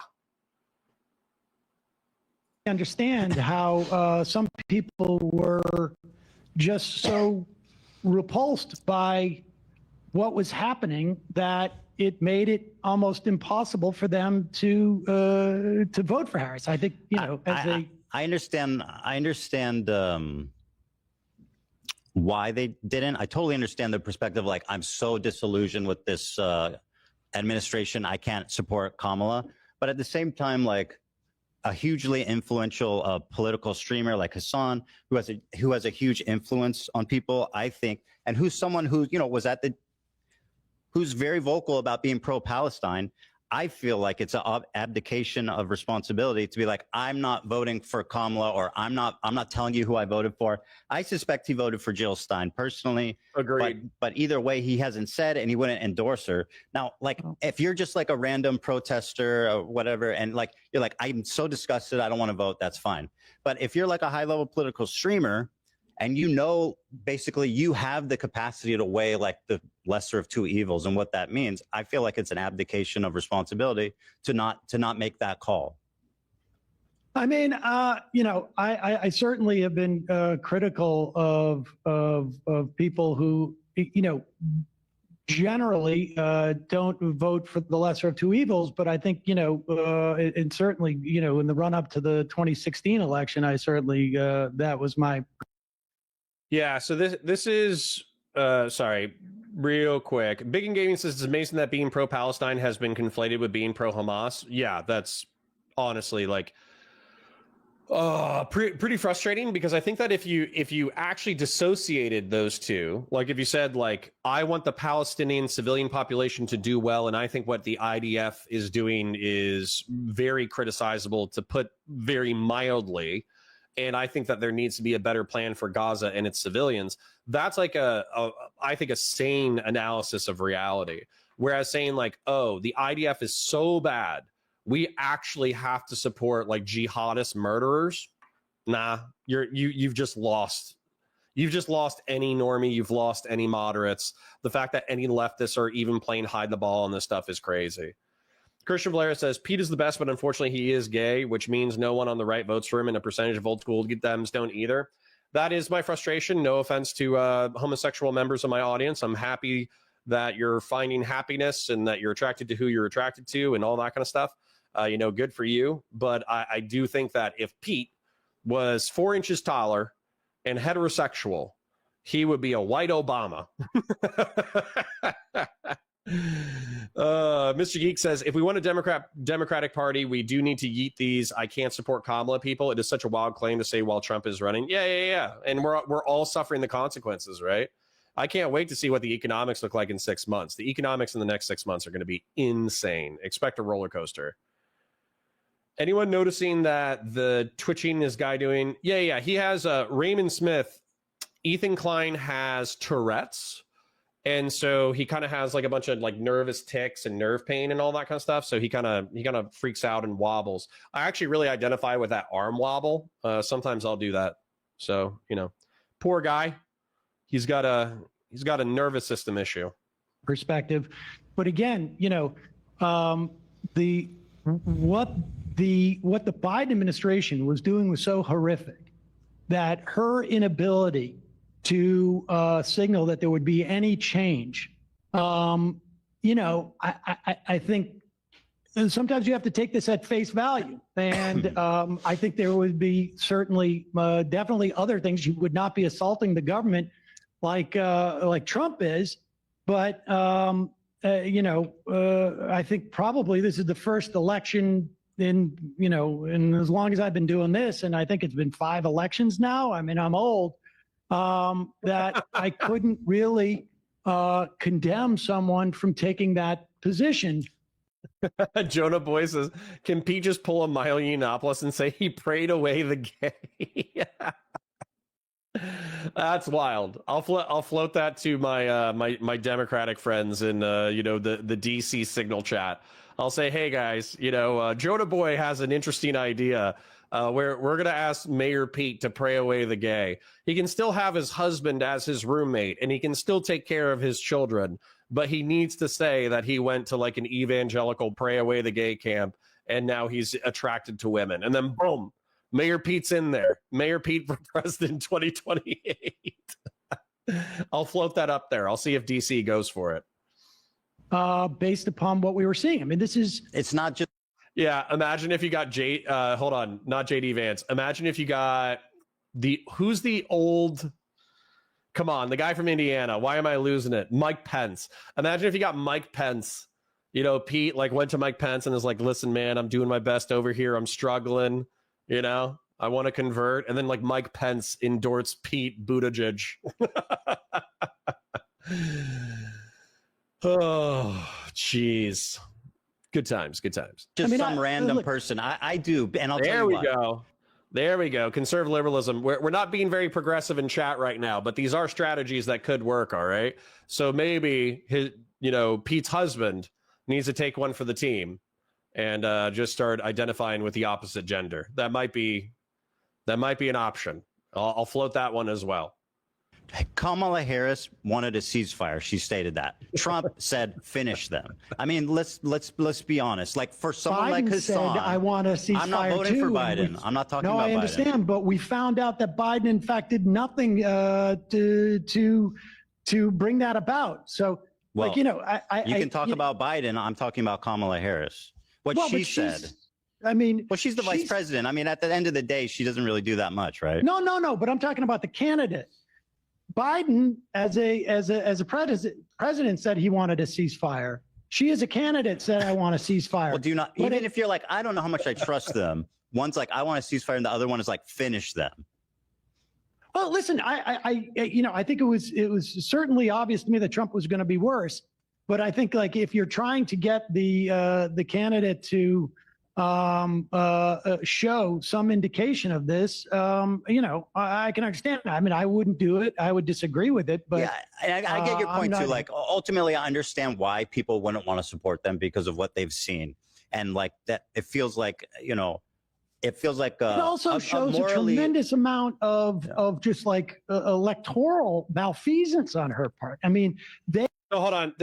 I disagree with this stuff, but I'm also trying to let them yap because obviously we have a lot of stuff to get through. But there is an argument because we had this conversation, for better or for worse, with PV. So PV, Progressive Victory, it was a Democrat PAC that I worked for. I'm not a progressive. I was their token Republican, but I still did work for them in the previous election cycle. And this was a conversation that we had that was split within the group chat, was effectively that like, half the people were so repulsed by what was going on in Gaza that they basically said that the Harris administration needs to come out against Israel in the harshest terms possible. And then the other half of the chat was like, no, we all saw October 7th. We think it's messed up. And we think what Israel is doing is messed up right now. But if you go super hard against Israel and effectively call them like genocidal freaks, then you're going to lose a substantive part of, Jewish folks who are a small but powerful part of the political coalition. And so I watched people way smarter than, well, maybe not way smarter, but I did watch people who were way more powerful and influential than me argue about which way to go in reference to Israel-Palestine. And the truth is it was split down the middle. So I'm not surprised that the Biden administration kind of virtue signaled about how they thought what Israel was doing was wrong, but then they ultimately didn't do anything crazy harsh to Israel to also kind of like wink and nod to the pro-Israeli, pro-Zionist, Jewish or Jewish sympathetic members of the Democrat coalition. So, yeah. Yeah, I mean, Marco Talo kind of makes this argument, and I think that was a conversation that we had. Most people don't care about Palestinians, and it's mostly young people who are online. That was a conversation too, because obviously it's wildly passionate people who do care about Israel-Palestine, but they are online more than they vote. So do you want to give up real voters for passionate people online? These are all things you have to ask yourself in like an electoral situation, because again, if you lose, infinitely worse things happen as a result of the opposition being in power. Jonah Boy says, I've consulted the orb. Out of 99 trillion timelines, there's only one where we win, and it was with straight Pete Buttigieg.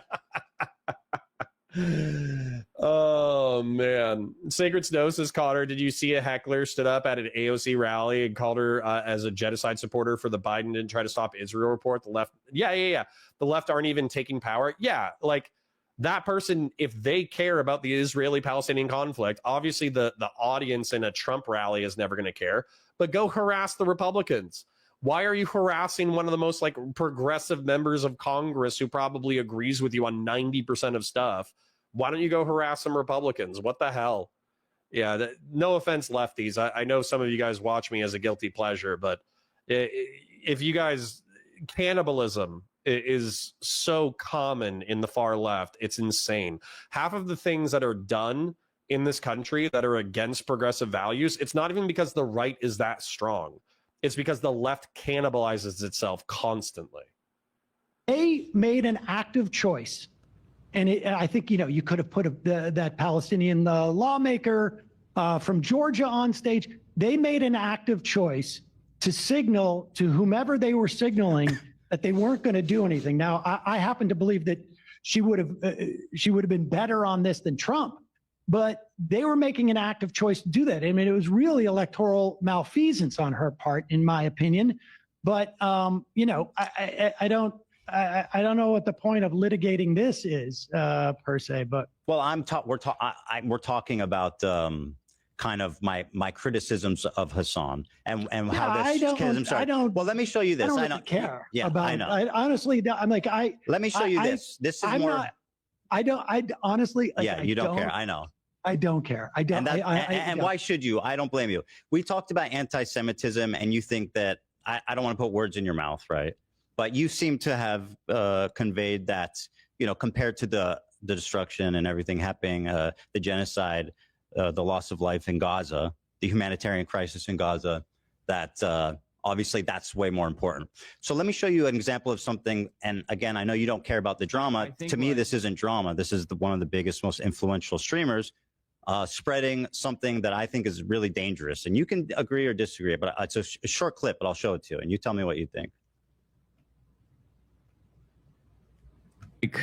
This will never happen, but in a totally just world, any kind of, regardless of your background, any kind of fucking Zionist tendency should be treated in the same way as being a fucking rabid neo-Nazi. And you shouldn't even let someone be the fucking local dog catcher as Felix was posting, if they've ever exhibited any sort of like positive feelings about the state of Israel. I'm so serious about this. Now, sorry, I'm gonna let it play. I'm still chewing, but notice how he says, "I'm so serious about this," and then watch how it's characterized after they talk about it. oh, by the way, he didn't misspeak. He doubled down on it yesterday. He said, "No, I agree. That's what I think." Now, just to recap, he says, anyone that's had positive feelings at any point about the state of Israel is a neo-Nazi that's not fit to be a dog walker. Now, to me, that seems like extremely dangerous, dehumanizing language about what could arguably be 70% of the Jewish diaspora, and certainly probably people in your family. I'll tell you, there's some hyperbole there, but That's So hold on. This is one of the things that actually pissed me off about this conversation. Okay, you can be hyperbolic. Like, so for instance, what was it? Hassan Piker said that America deserved 9/11. Now, do I think that he actually looks at people committing suicide and get burned to death and, get smacked into the pavement because they had to jump out of a burning building? Does he actually think that any human beings really deserve that? In my most charitable, when I'm extending the most amount of charity, I doubt that's what Hassan Piker means, right? But what he does mean is that the United States has been so interventionist in the previous century that our chickens are coming home to roost, and that 9/11 is our just desserts because of how many people have been killed through our military adventurism. That's what he is saying, and he says that with his whole chest, and he means it. And so when it comes to Sam saying, "Oh, I think we're all being hyperbolic," I don't really think that Hassan Piker is being hyperbolic at all. I think in his heart of hearts, if he could create his ideal world, this would be true. That any sympathy for the state of Israel, any support for the state of Israel, any positive feelings for the support of Israel would be enough to effectively unperson you and make it so you cannot participate in society. I think that if Hassan was made dictator for a day, then that's exactly what he would do. And so Sam's saying like, oh, he's just engaging in hyperbole. It's like, it's only hyperbolic because he's not capable of doing it. That's the only reason why. Besides that, I'm pretty sure that Hassan believes that exact phrase. And not only does he say that he believes that phrase, he doubles down on it again, where he says, I am so serious about this. So Hassan is saying it's not hyperbole. I think, I mean, he says Zionism, and I'll tell you what I think is really. Sorry, I got to correct you. He says Zionism, and then he says, if you had positive feelings about the state of Israel at any point in your life. I got to tell you, if you like, if you look at what's happening right now, and you have positive feelings about Israel, he said at any point in your life, Sam. Just to be clear, about what he said. Would I have said at any point in his life, someone's life? But I just think this is such a petty, like the idea that we're going to police. Hold on, let me respond. You want me to respond to this? No, I don't. Like I say, I don't care about this. But if you're going to force me to respond to it, what Israel is doing right now is so far beyond the idea that someone says any time in your life or not or whatnot. He's talking about Zionism, and frankly, I think it's very difficult for me to understand how someone could have positive feelings at this time. Now, you want to say in the past and what? Okay, yeah. Like I say, I will grant you at any time in your life that is too broad a step. But wait, let me finish. Yeah. But see. You go in and you're making this about anti-Semitism by doing this hopscotch about a poll that people had positive feelings that Jewish people do, and then therefore he is anti-Semitic. And honestly, that type of conflation, I think, is so dangerous and so disingenuous. I mean, I don't want to get too passionate about this, but I will tell you something. I have had a guy who went to my bar mitzvah, my sister's bar mitzvah, my kid's bar mitzvah, sat at Passover with me 3 or 4 times, call my father and ask him if I'm anti-Semitic.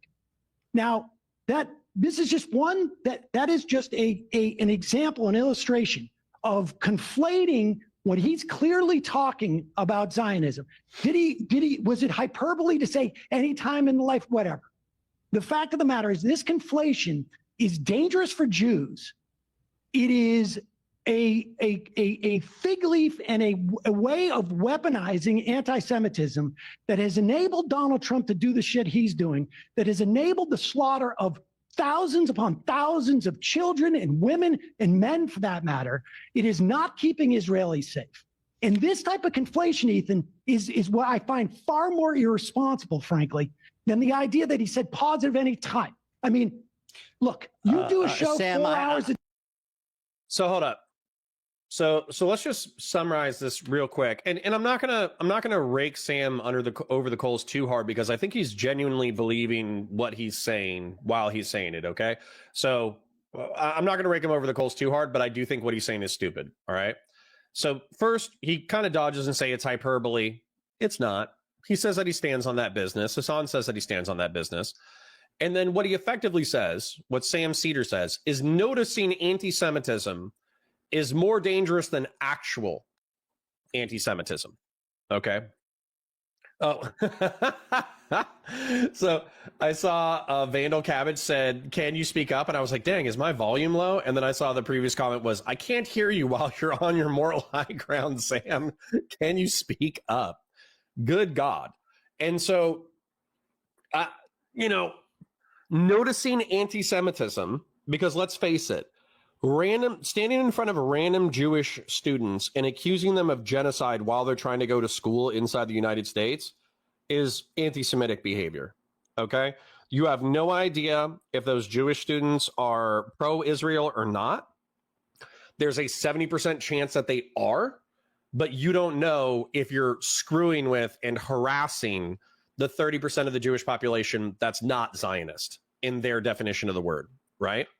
Then Sam is he's gonna blow out the category in a moment, and he's gonna say that Zionism, most of the support for the state of Israel comes from Christians. Therefore, it's also a criticism of evangelical Christians who support Israel. And it's like, okay, but evangelical Christians are, well, I mean, just whites, Northern European whites are 60% of the population. So we might feel some anxiety, some racial anxiety, some ethno-religious anxiety, but we don't feel anywhere near as much anxiety as Jews or even Muslims or Hindus. And so comparing that to being like, oh, well, he's criticizing all people who are Zionists. It's like, okay, criticizing me is water off a duck's ass. I don't really care whether or not you care that I'm a tepid Zionist, right? Whereas if you're a Jew who just watched October 7th happen, and then you're seeing your lefty friends cheer it on, and then you're seeing people harass Jewish students on a college campus, I think that can send off some historical alarm bells, right? I think that Sam earlier, he said that like, this is a failure to deal with generational trauma. Well, I'm pretty sure that if you saw these things going on and you were told your entire life that grandpa's generation, 1/3 of the international Jewish population was slaughtered, then that would send off some alarm bells. Far be it from me. Now, what he's saying, though, which I think he's passionate about, so I don't want to give him too much flack for, is that Zionism is a counterproductive political ideology that makes the world a more dangerous place for Jews. That's probably how he legitimately feels. And he feels like it's a fig leaf to weaponize anti-Semitism to justify the Gazan genocide. I think that we can do two things at once, kind of similar to what Ethan's probably going to say, which is that you can care about the violence in Gaza and care about harassment of normie Jews at the same time. So I don't think that you need to do this where you say, oh, how dare you be offended that people are, causing for your extermination and murder. How dare you be upset that people are being callous about the murder of civilians when there's a genocide ongoing. I think that's a crazy pants argument. I think you can only make it when you live in a safe country and you're rich as hell and you have no idea what violence looks like. A day. He does a show 5 or as far as I could tell, 15 hours a day. And to focus in on that one tiny clause. This is not one tiny clip, Sam. Well, you don't know. This is a totality of behavior. But you and by the way, it's easy. And I appreciate that you can hand wave it away and say that it doesn't. No, I'm not hand waving it away. Well, you kind of are. I'm saying this You're saying inflation. It doesn't. You're saying actually I'm wrong for caring about it. No, yes. In fact, I'm saying this conflation is incredibly dangerous. It is disingenuous. I think it's dangerous right now, to ignore what's being described as dehumanizing violent language for American Jews that have nothing to do with the war. That is a complete mischaracterization of that. It's not. He's not fit to be a dog walker. He never says the word Jews. He says a Listen. How many members of Kufi have positive feelings towards Israel? Let me say. Wait. How many millions of members of Kufi, the Christian organization, have positive feelings for Jews? It is clearly not a function of their Judaism. It is not a function of their Judaism, and so it is not describes specifically most Jews. No. Yes, it does, Sam. It describes most Christian evangelicals too. It may do them too, but it also describes 73% of Jews. That is not anti-Semitism. That is about I don't know. belief. What do you call it when somebody's discriminating against the vast majority of a racial or religious group, Sam? I'm sorry. Ethan won. You want to look at evangelical Jews? I don't care about evangelical people. Okay, but I'm talking about the way you're constructing this. I think you can say the same thing about Christian evangelicals too. It is not anti-Semitism. It is not. It just isn't. Like, taking one example in isolation, which is what we've done here. Well, you're the one who gave it to me. Yeah, well, I don't even want to talk about it. I disagree but I'm with you. using your example, and in that instance, that is not anti-Semitism. Well, I disagree. Conflation. Okay, well, that's our disagreement. Yeah. But I think that conflation is incredibly dangerous. Well, I disagree as well. Jews, I think it's dangerous for this society. I think, Frank. I would love to hear Sam continue to describe why he thought that it was dangerous. Okay. So saying that what Hassan Piker said, to reiterate it, just in case we got lost because everybody started yelling, Hassan Piker said that you should not be able to be a dog catcher in American society if you vaguely support the country of Israel. So, and he's so serious about it, et cetera, et cetera. So he thinks that Ethan Klein, because he vaguely supports the right of Israel to exist, he should be dispossessed from American society. And Ethan Klein's like, hey, that's hella anti-Semitic. 70% of Jews support, Israel.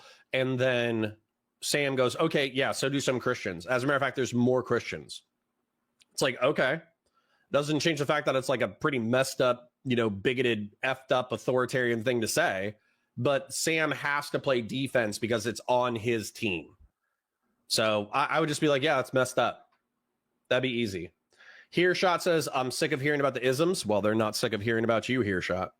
Christian Blair says, God, I wish Destiny wasn't a sex pest and destroyed his credibility. He would have been so good in these combos. Destiny can come back. Give it a year or two. If you vaguely support the country of Israel, you're a Nazi. Not sure how that follows. Well, because they're allegedly, according to their perspective, committing a genocide in Gaza right now. So if you support the right of the state of Israel to exist, then by logic, you're, supporting their defensive, quote unquote, defensive actions, which I'm sure Sam and other people would argue are not truly defensive. They're pretexts through which to do ethno-religious replacement. I don't like dogs. Brooklyn, that's very sad to hear. Do you like cats? Do you like any kind of animals? Do you like lizards or snakes or frogs? I think anybody who likes snakes, no offense to the 3 snake people in chat, I think that if you feed live animals to a reptile, there's something wrong with you, like psychologically. However, I will accept you as a member of this community. I think it's more important to, I guess my category would be, do you like animals at all? And if you like animals, then you're probably cooler in my book just because you like other living things. Then if you feed other living things to other living things, I think you're kind of a freak, but at least you like animals. Vandal says, oh, come on, they're frozen. We found the snake person. I just threw out a depth charge and Vandal was like, come on. And I'm standing right here. That was awesome. I didn't know I was going to catch Vandal with my depth charges. I just kind of started dropping them. Oh, that's awesome. Oh. Conserve liberalism says H3 conceded that Israel's committing a genocide and even went as far as to call them IDF terrorist organization. So I don't know what they're doing. Yeah. The H3 is, let's just put it this way. He's far to the left of me when it comes to the criticisms of Israel. I think you could admit what the IDF is doing is messed up in some regards without giving away the entire game and being like, yeah, they're morally equivalent to people who murder civilians. Like, no, they're not. Collateral damage is not the same as intentional murder. It's messed up. It still deserves criticism, 100%, but it's not the same. Hearshot says, I own a snake because I hate animals. Yo. Friendly fire, ceasefire. Make the range cold. We swept up Vandal Cabbage because he feeds frozen animals to other animals. And then Hearshot is like, no, I am everything that you should fear. I own a snake because I hate animals.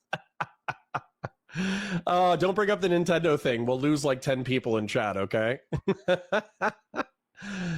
Oh, geez. All right. Hold on. Let's listen. Let's not alienate 30% of chat with another Nintendo rant. Let's continue with the content before I get in trouble. I think it's dangerous to what I perceive as hand waving what is happening here. I know you said you aren't doing I'm that. not hand waving. You're doing the opposite. You're endorsing decades of thought about this. So right, sure. But the point is, you're saying that this is not dangerous. How dare you? Hold on. So Christian Valeris asks, and he's a regular, so I have to do it. So no, I like Nintendo just fine. Okay, I have a Nintendo Switch in my house that plugs into a controller, and I play it with my son. We play Mario Kart. We play Super Smash Brothers. What the argument that I made that pissed off like 30% of chat is I said that if Nintendo is your primary console and that's like all you play, then I think that you're potentially socially stunted, and then that manifests in weird sexual kinks. But I ranted about it for like 10 minutes and some Nintendo people got really upset. You care about this. I think it's dangerous No, I'm not saying that at all. I personally, I mean, I'm Jewish saying people have a collective memory of trauma, as Sam, and it anti-Semitism. starts a certain way. And it starts with people, it starts with dehumanizing language, like saying you're not fit to walk a dog. I mean, what are we He's doing not here? talking about It's Jews. irresponsible language. He's not talking about He's Jews. talking about 73% of Jewish people. No, you said that. No, that's a poll that's readily available. No, you made that connection. He did not. Because we have millions upon millions of members of Kufi. We have millions upon millions in this country of evangelicals who also believe the same thing. Does your dad and have? You cannot say it's anti-Semitism. Could you describe You cannot say it's anti-Semitism if you're also including millions. If you're a woman or feminine, it's okay to like Nintendo because it's built for you. All right. And I still love Smash Brothers. I play Smash Brothers with my son. I'm just saying I also play adult themed games, but let's try not to piss off 30% of chat, okay? Millions upon millions, far more Christians than Jews. Would you say that your father, who you mentioned, said something to you, that he's ever in his life had positive feelings about the state? So hold on. Sorry, we shouldn't fall down the Nintendo hole, but Sapien Green says, you have and are actively cultivating viewers who are willing and able to sit and listen to you for hours at a time. How are we not the socially stunted people that you're talking about? Because, Sapien Green, number one, by being in my chat, you already have a 3,000 IQ. You're already smarter than everybody else, and you have excellent taste in content. So you're already a step above just right there. Number two, a healthy chunk of people in my chat are professionals. They're listening to me while they're working their other jobs, they're coding, they're doing tech stuff, they're doing design stuff, whatever. So we might not have as big of an audience, but a substantive part of our audience are professionals. And then what I would say is, even if you're not a professional, you're just like, you might not be a Chad or a Stacy right now, but through virtue of consuming this content, you will become a Chad or a Stacy in the long term. Yep, exactly, Hearshot. Exactly. You will be a Chad or a Stacy just through consuming this content. See, I code physics. Exactly. If Pokemon existed, we would 100%. Okay. Let's come on, guys. Get away from Nintendo. You're proving my point. State of Israel. I've had positive feelings of Israel. Whoa. Does your dad have any positive feelings about it now? Not in terms of like I support them, but I've like had I think positive Israel... feelings. I went to Israel on. Okay, good. Then you're a neo-Nazi, not fit to walk a dog. How do you feel about that? No, that's you saying that. That's literally what he said. So I'll play it again. No. I think like this will never happen, but in a totally just world, any kind of, regardless of your background, any kind of fucking Zionist tendency should be treated in the same way as being a fucking rabid neo-Nazi. And you shouldn't even let someone be the fucking local dog catcher as Felix was posting if they've ever exhibited any sort of like positive feelings about the state of Israel. I'm so serious about this. Another thing he's doing, by the way, and Hassan is listen. He plays around with the term Zionist, right? You can say that's a wrong thing to say, but he's not talking about Jews. He's talking about people who have exhibited these positive feelings, and that includes millions upon millions of Christians. More Christians. Okay, well, listen, I don't think they're neo-Nazis, not fit to walk dogs, either. I think it's insane language. Listen, you don't want to tell me that you have never engaged in hyperbole. You and I both are in this business, and we do that. Yeah, you're right. I just think that, It's listen. You can say it's an inappropriate thing to say. It's an unfair thing to say. I just think like Arabs that support Israel aren't fit to walk a dog. It is not anti-Semitism. Okay, well, we're at an impasse on this one. Yep. Yeah. So I mean, but anyway, this is where I think Ethan did a better job than he would have ever given himself credit for. Is he has in the past said he's not a debater. He's not somebody who enjoys debates. He doesn't like doing it. It's not his style of content, etc. I'm just a dumb guy, blah, blah, blah, blah, blah. But the thing about it is he actually, when he's very passionate about perspective that he thinks he's 100% correct on, he can argue it. And then also another thing that I think, shows that he's actually smarter than he thinks he is that when they're at an impasse where they've looped on it, you know, once or twice, he's saying like, okay, you know, we will not be able to bridge this gap because this is the way that I feel and that's the way that you feel, and we are in a contradictory position. And he's okay with standing on business. Some people who are agreeable, they'll try to move to the other person's side even if they viciously disagree, whereas Ethan isn't doing that. He's actually a better debater than he gives himself credit for. Sacred Snow says Ethan spamming the clip being debated is a goated strat. It hits so much harder. Yeah. Oh my God, so true.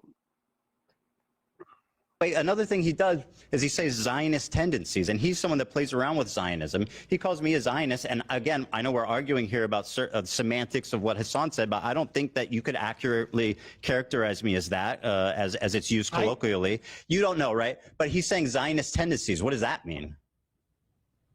What's a Zionist tendency? I don't know. Yeah. Yeah, you're going to talk to him on Friday. You can ask him what a Zionist tendency is. I suppose I would guess, and you know, like I've looked at polls too, where you know people have various different understandings of what not Zionism is. But I think it is my guess, and I don't know what he was thinking specifically, but the notion of an ethno-state that engages and allows whatever in the name of Zionism allows for this mass slaughter, I think is horrific. Sure, me too. Okay. I mean, then I think we the three of us agree on that regard. Yeah, I think we're so another thing is like to take it even further. I mean, Hassan pretty much like openly supports Hamas. Let's not talk about Hassan. Let's talk about this. Sure. I mean, what do you want to ask me? Well, I mean, if you want to ask me about, I mean, well, let me.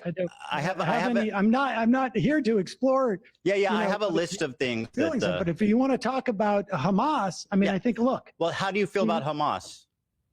I mean, I feel that Hamas, people can perceive it as a liberation organization. We call them terrorists in this country. We call the ANC terrorists. What do you think about them, Sam? Listen, I think there are parts, I would imagine, of Hamas that have done good for the people in Gaza, and I think they have done bad things. But I sort of feel, I guess, ultimately probably like Ehud Barak when he said that were I Palestinian and I was living in Gaza, that it would be likely that I would join Hamas. I mean, that's what Ehud Barak said on multiple occasions. And I think that is very, that is an understanding of human nature. That you're not affording Israelis, by the way, just to point out Yo, did y'all catch that?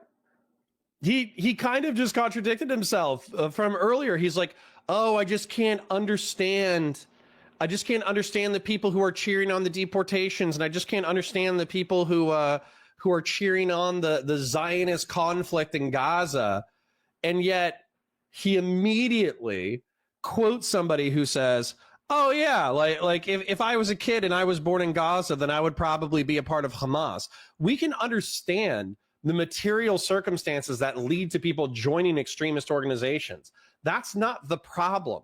That's never been the problem. I'm sure that if I was poor and I grew up in like Ireland, immediately outside of Northern Ireland, and there were IRA members who were propagandizing me that we would never know peace or safety until the Brits and their sympathizers were expelled, I'm sure, I'm 100% sure that I would be sympathetic to the IRA, even after they did evil shit, right? But here's the thing. This is what we're talking about. Like, sorry, content warning, whatever. This is what we're talking about. This is a murdered man that Hamas is proud of. This is a woman who has blood on her pants, either through assault or because she was sitting in the back of a truck with other murdered people.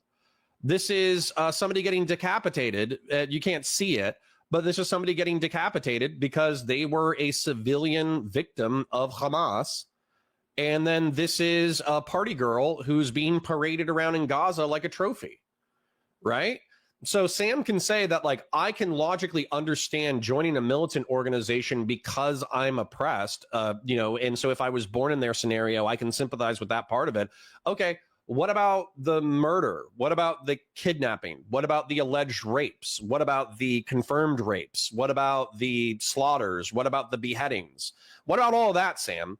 Because it seems like you have endless charity to understand how people become Hamas militants, but you have zero understanding of how people become Zionist or become like nationalists inside the United States. That's actually, like, I would say a wild catch on my part, is I didn't know that hypocrisy the first time I watched this through. Inconsistency there. How so? Well, you're like, I refuse to understand human nature and their reaction. It's just evil, and I don't know how to explain it. I didn't use the word evil. Right. I'm inferring. So hold up. Evil is an important word. Ellie's, by the way, just to point out an inconsistency there. How so? Well, you're like, I refuse to understand human nature and their reaction. It's just evil, and I don't know how to explain it. I didn't use the word evil. Right. I'm inferring because I asked you if you think they're evil, and you didn't really answer that. Listen, I don't know what Gazans felt on October 8th. Yo, this is kind of we know what they felt on October 7th, which was that a substantive amount of them went out into the street and cheered on what they viewed as their heroes, who were bringing in kidnapped human beings that they were going to use as hostages in order to leverage against Israel. And they were bringing in the corpses of civilians that they had slaughtered. So listen, I'm not saying that's all Gazans. I'm not saying that's all Palestinians, but I would say that you can't act like these people are a mystery to you. They videotaped it and they posted it to social media, and then they tweeted about it. And then same thing, even people who aren't even specifically related to the conflict, like Frogan or Hassan Piker or Noah Sampson or Bad Empanada, all those guys, they also constantly, if they're not endorsing like the slaughter and kidnapping of civilians, they're making excuses for it. So Sam acting like it's like this opaque thing that he can't possibly understand, I think is myopic, is the most charitable way that I can put it. Props to, Gen X says, props to Ethan for correctly using inferring. Hassan often uses it when he means implying, and that is something that biggest pet peeves. Automatic W for Ethan. Well, let's check the difference, because I actually would use implying or infer, or I use inferring. Let me use it before I Google it. Inferring means that you are making statements that don't necessarily state something explicitly, and therefore I am believing, I believe an argument that I believe you are implying. So I guess infer and imply would be the opposite. That's the way that I would do it. So infer definition, deduce or conclude from evidence. Okay, so I was kind of right on that. And then imply means strongly suggest the truth or existence of something not expressly stated. Yeah, I would say that if somebody is implying something, then the opposite person infers it. Yes. Okay, good. We agree. All those pro-pallies are anti-Semitic, whether unwittingly or with intent. Yeah, but I don't like systemic arguments, Ved Sunil, because I think we can really only argue with people at the conscious level. So we can argue about like subconscious motivations. We're all motivated by the subconscious effects, upbringing, nature, nurture. We have so many things going on in the human brain that it's hard to argue with people like subconsciously. Whereas I think that if you say, you logically are implying X as a result of your statements, that's easier to contend with an argument. So, for instance, if I think that Hassan Piker is an anti-Semite, the reason why I think he's an anti-Semite is because he makes broad statements about who is deserving of violence and exile and excommunication from broader society. And broad swaths of who he's describing happen to be Jewish. Like 70% of the Jewish population to 80% would be irredeemable in Hassan's eyes. And so I would view that as anti-Semitic. Now, if he came to me and he said, I'm not anti-Semitic, I'm anti-Zionist. So, like, I don't care if a person is Jewish. I just hate the specific ideology that they're a part of. That's totally fine. But then is he going to have that level of nuance when we're talking about Islam? Is he going to have that level of nuance when we're talking about Islamism or jihadism? Is he going to have that level of nuance when we're talking about like black people and crime rates in the inner city and all this bullshit? I doubt it. I almost guarantee you the second that you start talking about like inner city crime, he's going to call you racist. And I guarantee you the second that you start talking about jihadist terrorism, he's going to call you Islamophobic. He's not going to have that level of nuance or charity. So that's where what's good for the goose is good for the gander. So he can say he's just anti-Zionist, but I'll say, okay, bring that level of charity next time that I'm criticizing Islam. Bring that level of charity next time I'm criticizing, inner city gang culture that affects predominantly black people, right? For me, my verbal pet peeves are literally and couldn't care less. Silver Jacket Man, you are going to be in trouble for these conversations and debates because I'm pretty sure those are used substantively through these conversations. My pet peeve of myself is that I use literally when I mean actually.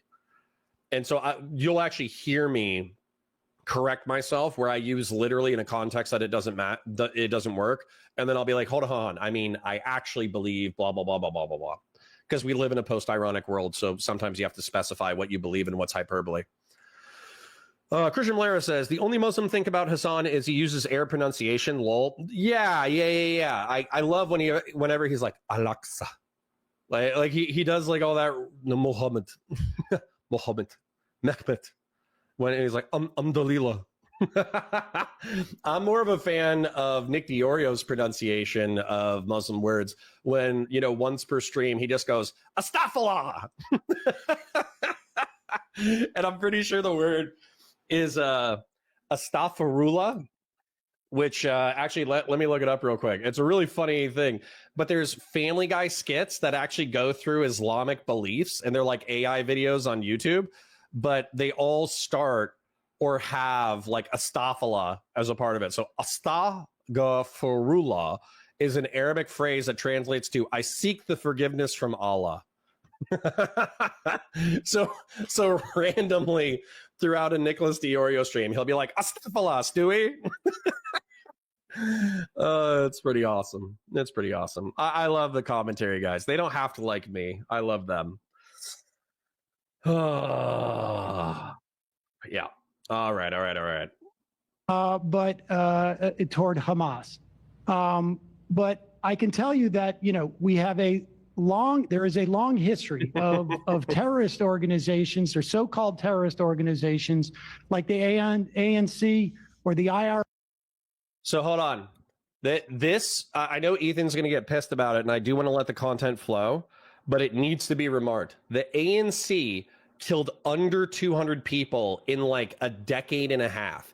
In 15 years, they killed 200 people, and I think a third of them were law enforcement, right? So the ANC is the African National Congress or Communist or something like that. What was the ANC? Maybe the ANC became the ANC. ANC terrorist organization. The ANC... African National Congress, okay? Now, this was armed resistance against the regime, but so they did kill 2/3 of their targets were civilians, but they were responding to authoritarian and draconian rule in South Africa. And then they also killed like 200 people over the course of 15 years. Hamas killed 5 times that number in a day, right? So them comparing to the ANC is gross. And then the IRA, they did something, attacks that turned the world against them. There was one set of attacks.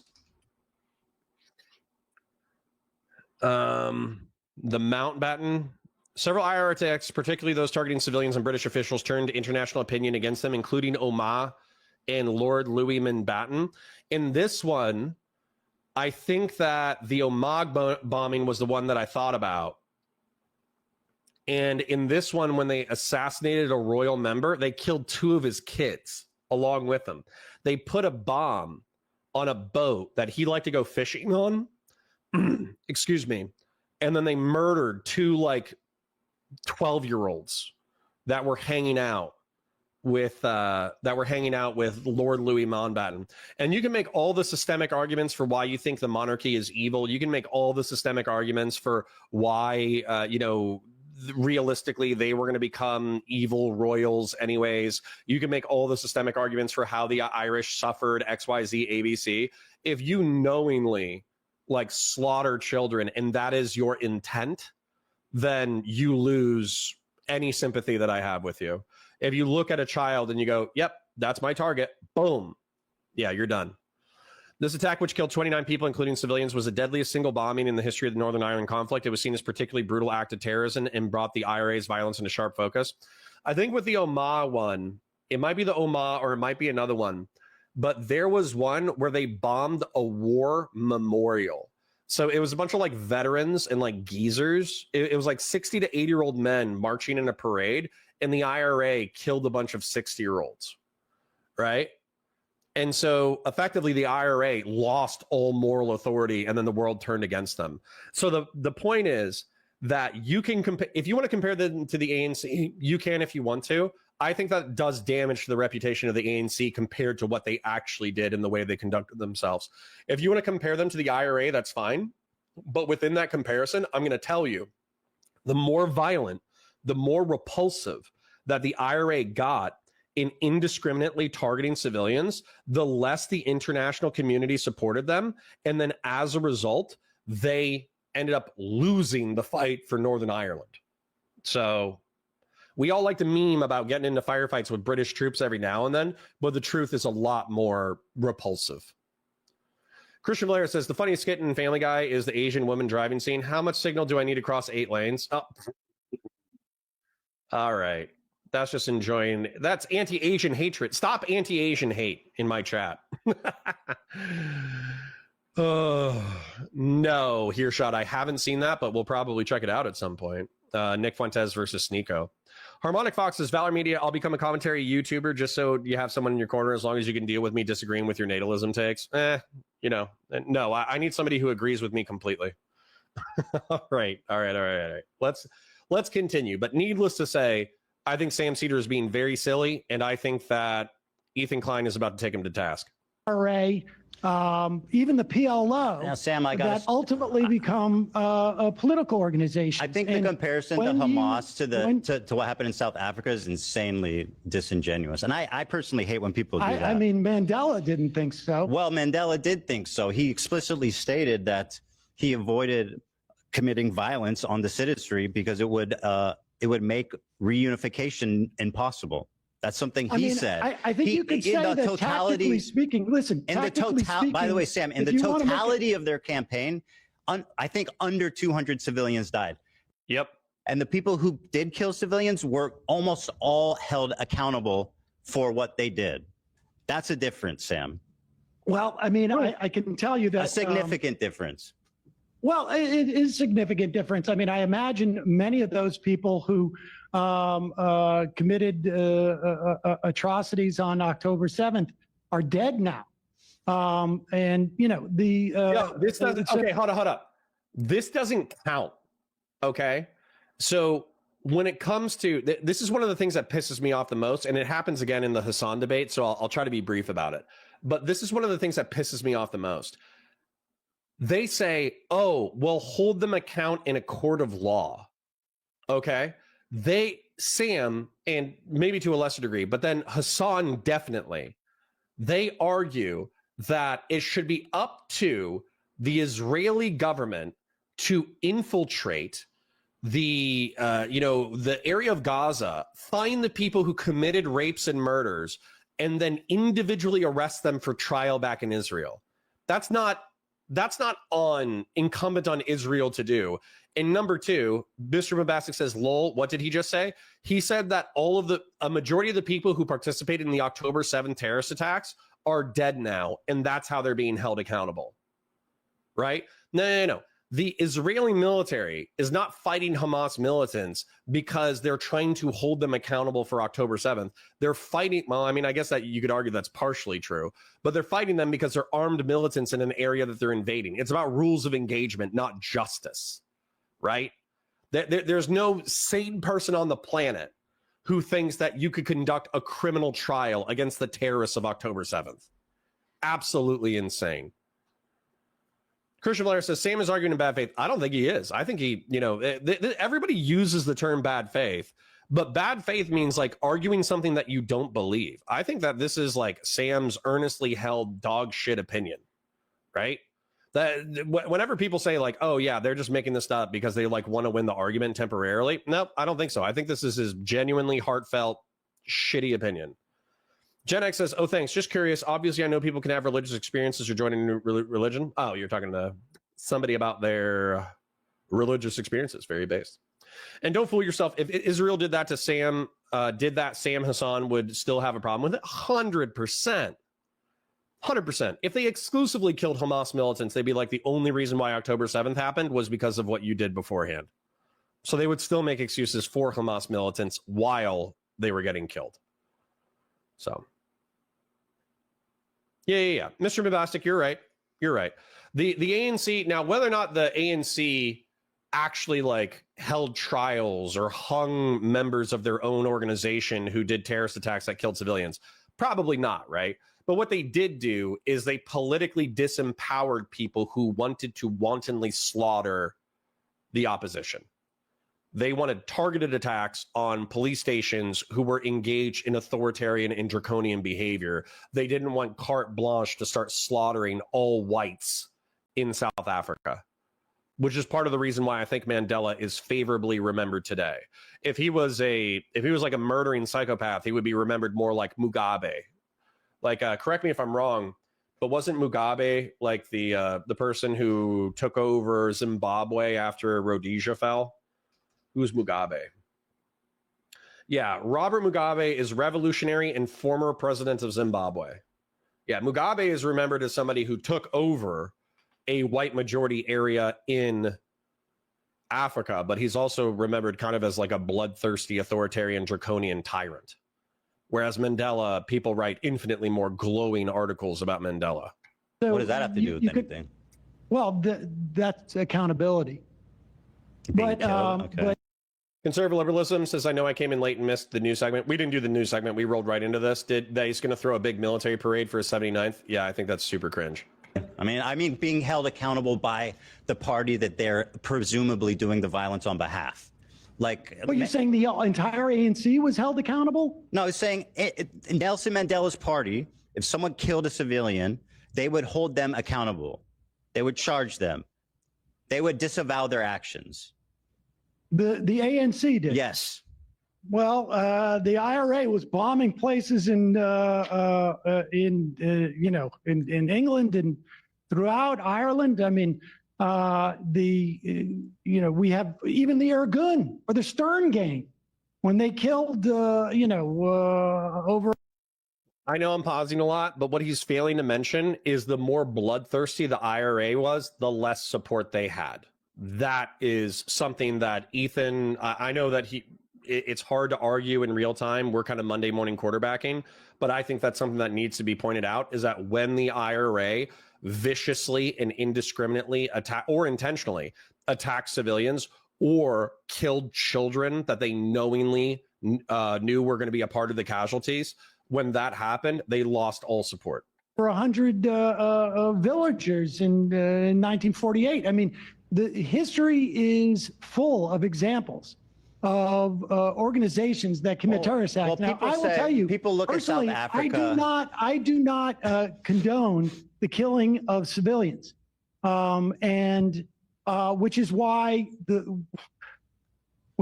obviously I'm upset about what Israel is doing. Sure. The part that I don't like about this would only work against the Zionists, where I swear to God, people keep bringing this up with Ethan Klein, whereas they're like, yeah, well, the reason why I don't support Israel is because they keep killing civilians. And then Ethan is like, yeah, neither do I. And then he just keeps it moving, which is awesome. Ethan W. Ethan's kicking so much ass, despite supposedly being a terrible debater in his own words. About people say, I feel like people sweep for Hamas by saying, like, what do you expect, right? But the truth is that people use South Africa as an example, but what South Africa shows is that you don't need to commit a violent war against civilians to liberate yourself. Well, I mean, listen, we had for a year, we had the Great March of Return, where, you know, Sinwar himself was involved in that. There was Palestinians marching on a regular basis over the course of the year. I don't know how many it was, 50 or whatever, that were innocent people who went there, and snipers are shooting down unarmed civilians. And so, you know. So the only thing that I want to bring up is, and by the way, I don't, if Israel was evil in this regard, that's totally fine. If you want to say the March of Return, Palestinians are protesting for the right to return to their homes that are actually in Israel at this point because of all the border increases over time. And they were peaceful for the most part, but then some violence erupted somewhere or whatever, and Israel used that as a pretext in order to do horrible things. If that's your narrative, I don't really care. But there's one story in particular, Israel Great March of Return, that I want to add context to, is that 42 knees in one day. Okay? So this is supposed to be an indictment of Israel and how like bloodthirsty, monstrous their snipers are or whatever. However, this is a tactic that we've talked about in this channel, where if somebody goes up to the border fence and they start trying to rip apart their border fence, then they use a .22 long rifle to shoot them in the calf or shoot them in the knee. That way, that person has to be removed from the field of play. We've talked about this in the past. So when he says, over 200 Palestinians were killed and nearly 8,000 were injured during almost 2 years of weekly protests at the Israel-Gaza border. So right here, the 200 Palestinians, I'm assuming that if I read the after action reports, they would say, oh, they had Molotov cocktails, oh, they had guns, oh, they had this, they were throwing rocks at people's heads, et cetera, et cetera. And then when it came to the 8,000 that were injured, I guarantee you it was people trying to take down the border wall or the border fence. However you feel about that. But I just want to clarify that it's not 8,000 people getting shot with 30-06 to the chest and then killing 8,000 people because they're involved in peaceful protests. It's 200 people who probably had weapons getting shot and killed. And then it's 8,000 people who were maimed with .22 long rifle so they would stop trying to tear down the border wall. Time and time again, and over the course of the 20 years that I've been professionally, you know, covering this, my attitude towards Israel's willingness to have peace has changed, and my understanding of it has changed. And I can only imagine how more intense that feeling is to be living in a place that is, you know, functionally like, you know, the Warsaw Ghetto, insofar as like you don't have access to resources, you have 50% unemployment, the apartheid that is taking place in terms of the West Bank. I mean, I agree with those characterizations, by the way, Sam. Just to say, I would, okay, but I can't imagine that my response wouldn't be to pick up a weapon. Okay. Okay. I mean, it's not. Would you murder people, Sam? Because that's kind of the question. The one thing that Ethan is arguing against is murdering civilians and sexual assault. So this is one of the videos that I was talking about, where people show off how beautiful Gaza is before the October 7th and October 8th, like reprisals, which is fine, by the way. I understand that it could still suck to live in Gaza. But this is where I wish people would, you know, come up with a consistent narrative, okay? Gaza is so physically beautiful. Look at these cacti. Look at this apartment. Look at these marble floors. Look at this couch. Look at all these beautiful buildings. Look at this. Look at that, right? And so I have no problems with the criticism of the sheer level of destruction. That's fine. That's the part of this that I'm perfectly willing to accept. However, look at this on the left-hand side. We got people walking around. We got cars driving down the street. We got shops. We have, you know, people moving about the town. We got a central library. We got a hotel. We got dirt bikes. We got looks like 80s or 90s Volkswagens. And so it's like, dude, which is it? Okay. Is this an open air prison akin to the precursors to the Holocaust? Or is this like a relatively nice place that you're locked into and you have crazy high unemployment, but realistically, it's still like a physically beautiful place with a bunch of redeeming features? You know, I would like to get a nailed down narrative into what Gaza was before the war. No, it's not really working out. Well, it's none of it's working out, is No, it? not much at all. Not really much at all. It's called the greatest attack on Israelis in 75 years. The notion of Zionism and the way that Israel is organized as a society is not protecting Jews. Well, it's not protecting Israelis. It's not protecting Jews worldwide. Hold on, and this is bullshit. Sorry to rewind. Called the greatest attack on Israelis in 75 years. The notion of Zionism and the way that Israel is organized as a society is not protecting Jews. Well, it's not protecting Israelis. It's not protecting Jews worldwide. It is, there may have been a time where this is like saying that the American military industrial complex doesn't fight on behalf of America because 9/11 happened. It's such a stupid way to analyze geopolitics. In war and conflict, obviously your enemies are sometimes going to get an advantage, and then just to be like, oh, that means that it never worked, is such a stupid, like, liberal progressive perspective on on conflict. Sorry to the liberals and progressives in chat, but it's the same thing with the Tet Offensive. Okay, so the Tet Offensive in Vietnam was what actually like soured the American people on Vietnam and made them question the narratives of how the war was going. Because the American media and the American government was characterizing the war as under control. And so the fact that North Vietnam was Tet Offensive successful. So the Tet Offensive was a military defeat for North Vietnam and the Viet Cong as they failed to achieve their primary goals of instigating uprisings and inflicting heavy casualties on U.S. and South Vietnamese forces. However, it was a strategic victory for the communists in that it significantly impacted American public opinion and contributed to the eventual U.S. withdrawal from the war. So that's the thing, is people remember the Tet Offensive as this like crazy, insane, like victory for the North Vietnamese. I'll tell you the story behind this picture in a second. As like this crazy victory for the North Vietnamese, but they lost like tens of thousands of dudes and degraded their logistical capacity for like years to come. But because they embarrassed the American and South Vietnamese forces, it effectively soured the United States on continuing the war.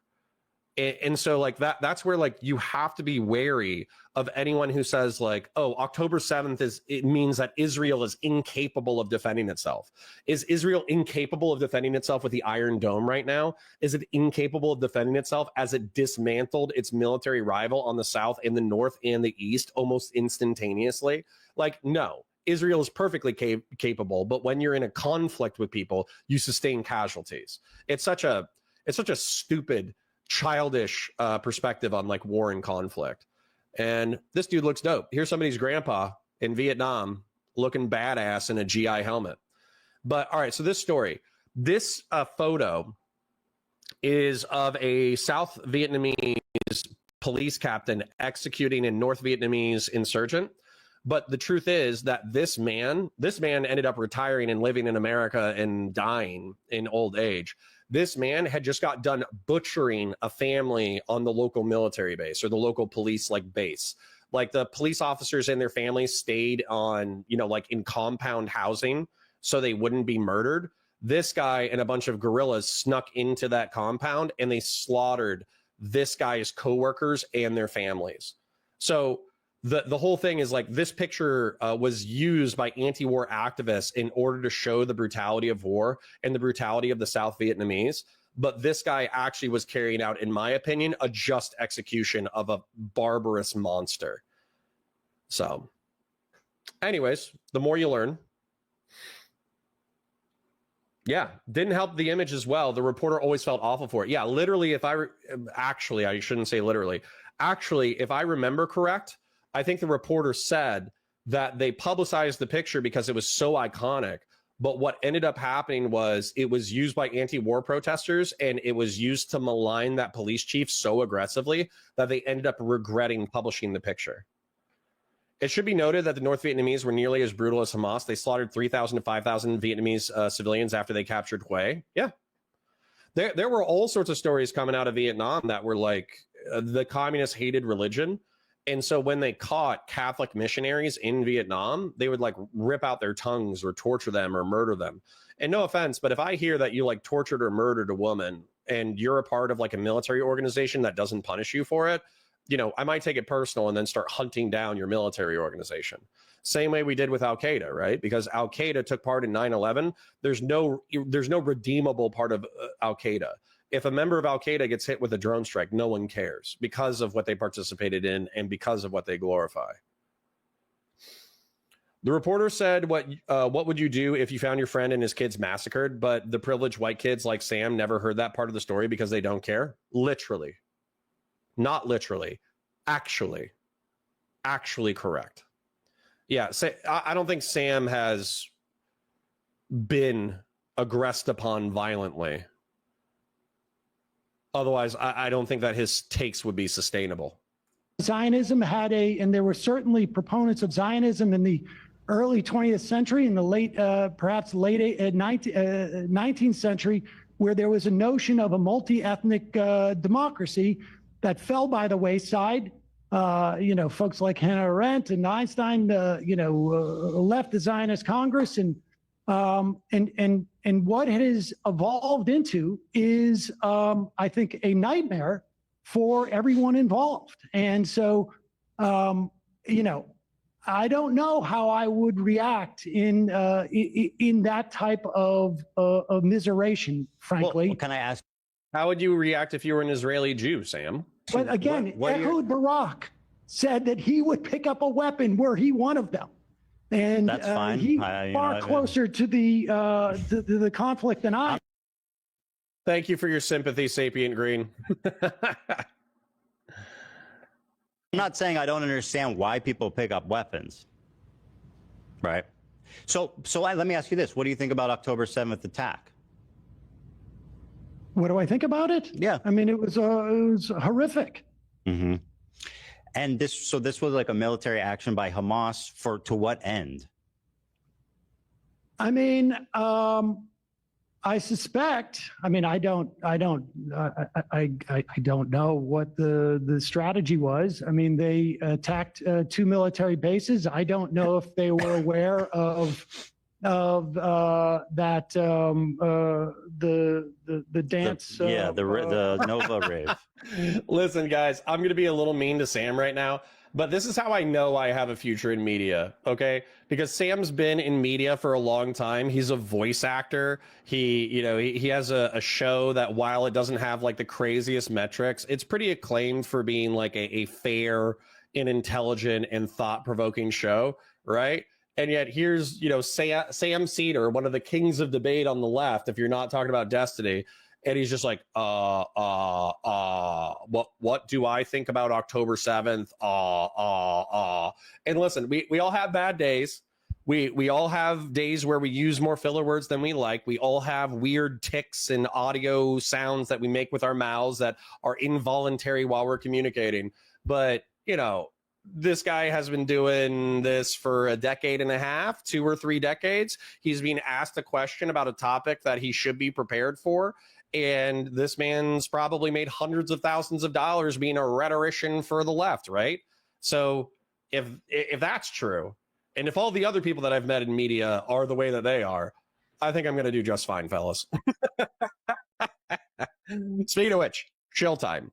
Like the stream if you haven't liked it already. Comment for the comment gods. Leave your thoughts down in chat. I'm obviously engaging with them alternatively. Thank you already to the people who have donated. We've gotten a few donations already. If you have money burning a hole in your pocket, if you got paid recently, if you're interested in doing super chats, please do so. It is never required, but it is always appreciated, and it helps support the show and helps bring the content so we can show Valor Media Network and that this is a viable thing that people like and are passionate about, and support not just with their attention, but also with their money if they have it. Although I do understand the economy is rough out there. So if you're brokies or if your 401k is 50% down, don't worry about it.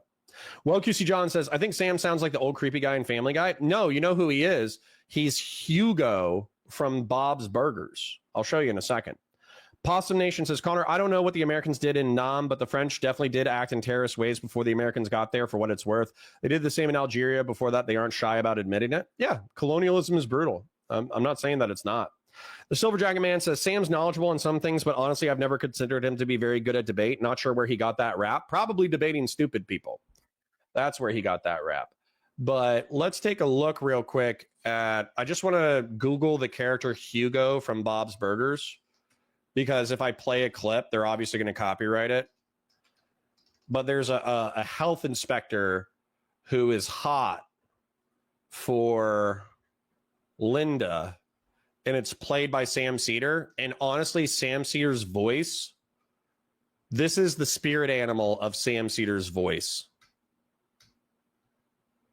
So I think it works. Yeah, I don't know if they knew that that rave was happening.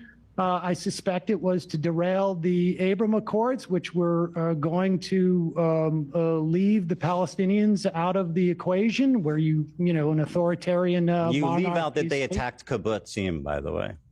No, yes, of course they did. But I'm saying that they, I don't know what the strategy was on that Okay, part. so what do you think, would you expect the response of Israel would be to that?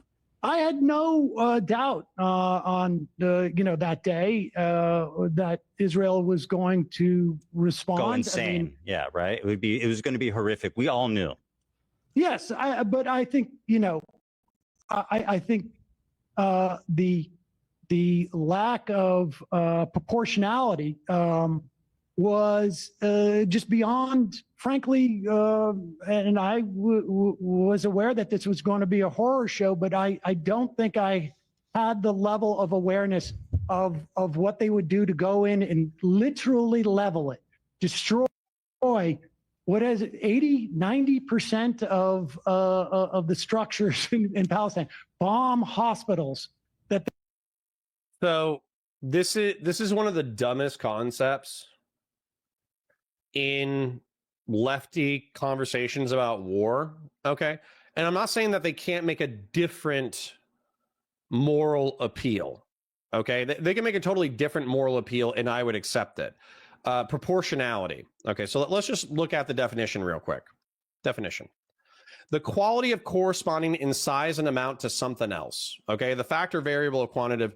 So in this world that Sam thinks would be more just, the Israelis, I know he wouldn't accept this because it's just a stupid talking point, but should Israel have just marched into northern Gaza and then found 300 Hamas militants and then killed them, and then found 900 Gazan civilians and then killed them and then called it a day? Is that what Israel realistically should have done as a response to Hamas attacking it? Should they have killed the exact number of the people that were killed in Israel? Because that's chat's already agreeing with me. It's so dumb. It's a dumb idea. And he wouldn't even sign off on that, right? He'd be like, oh, why are you killing the civilians? They had nothing to do with the conflict. And it's like, well, you said proportionality. We need to be even, right? And so what? Then we have to kill exactly 1,200 Hamas militants, and then we have to stop all military operations? That doesn't make sense. Okay, it doesn't make sense at all. It only makes sense to morons who have never been in conflict, who don't read history, who don't pay attention to war. Okay, so with proportionality, I can concede that destroying 80% of standing buildings in Gaza is crazy pants. I don't agree with the way that IDF has conducted their military operations, but I'll give you the answer because I'm going to let them talk because they're going to go back and forth, and I don't think either one of them has a real answer.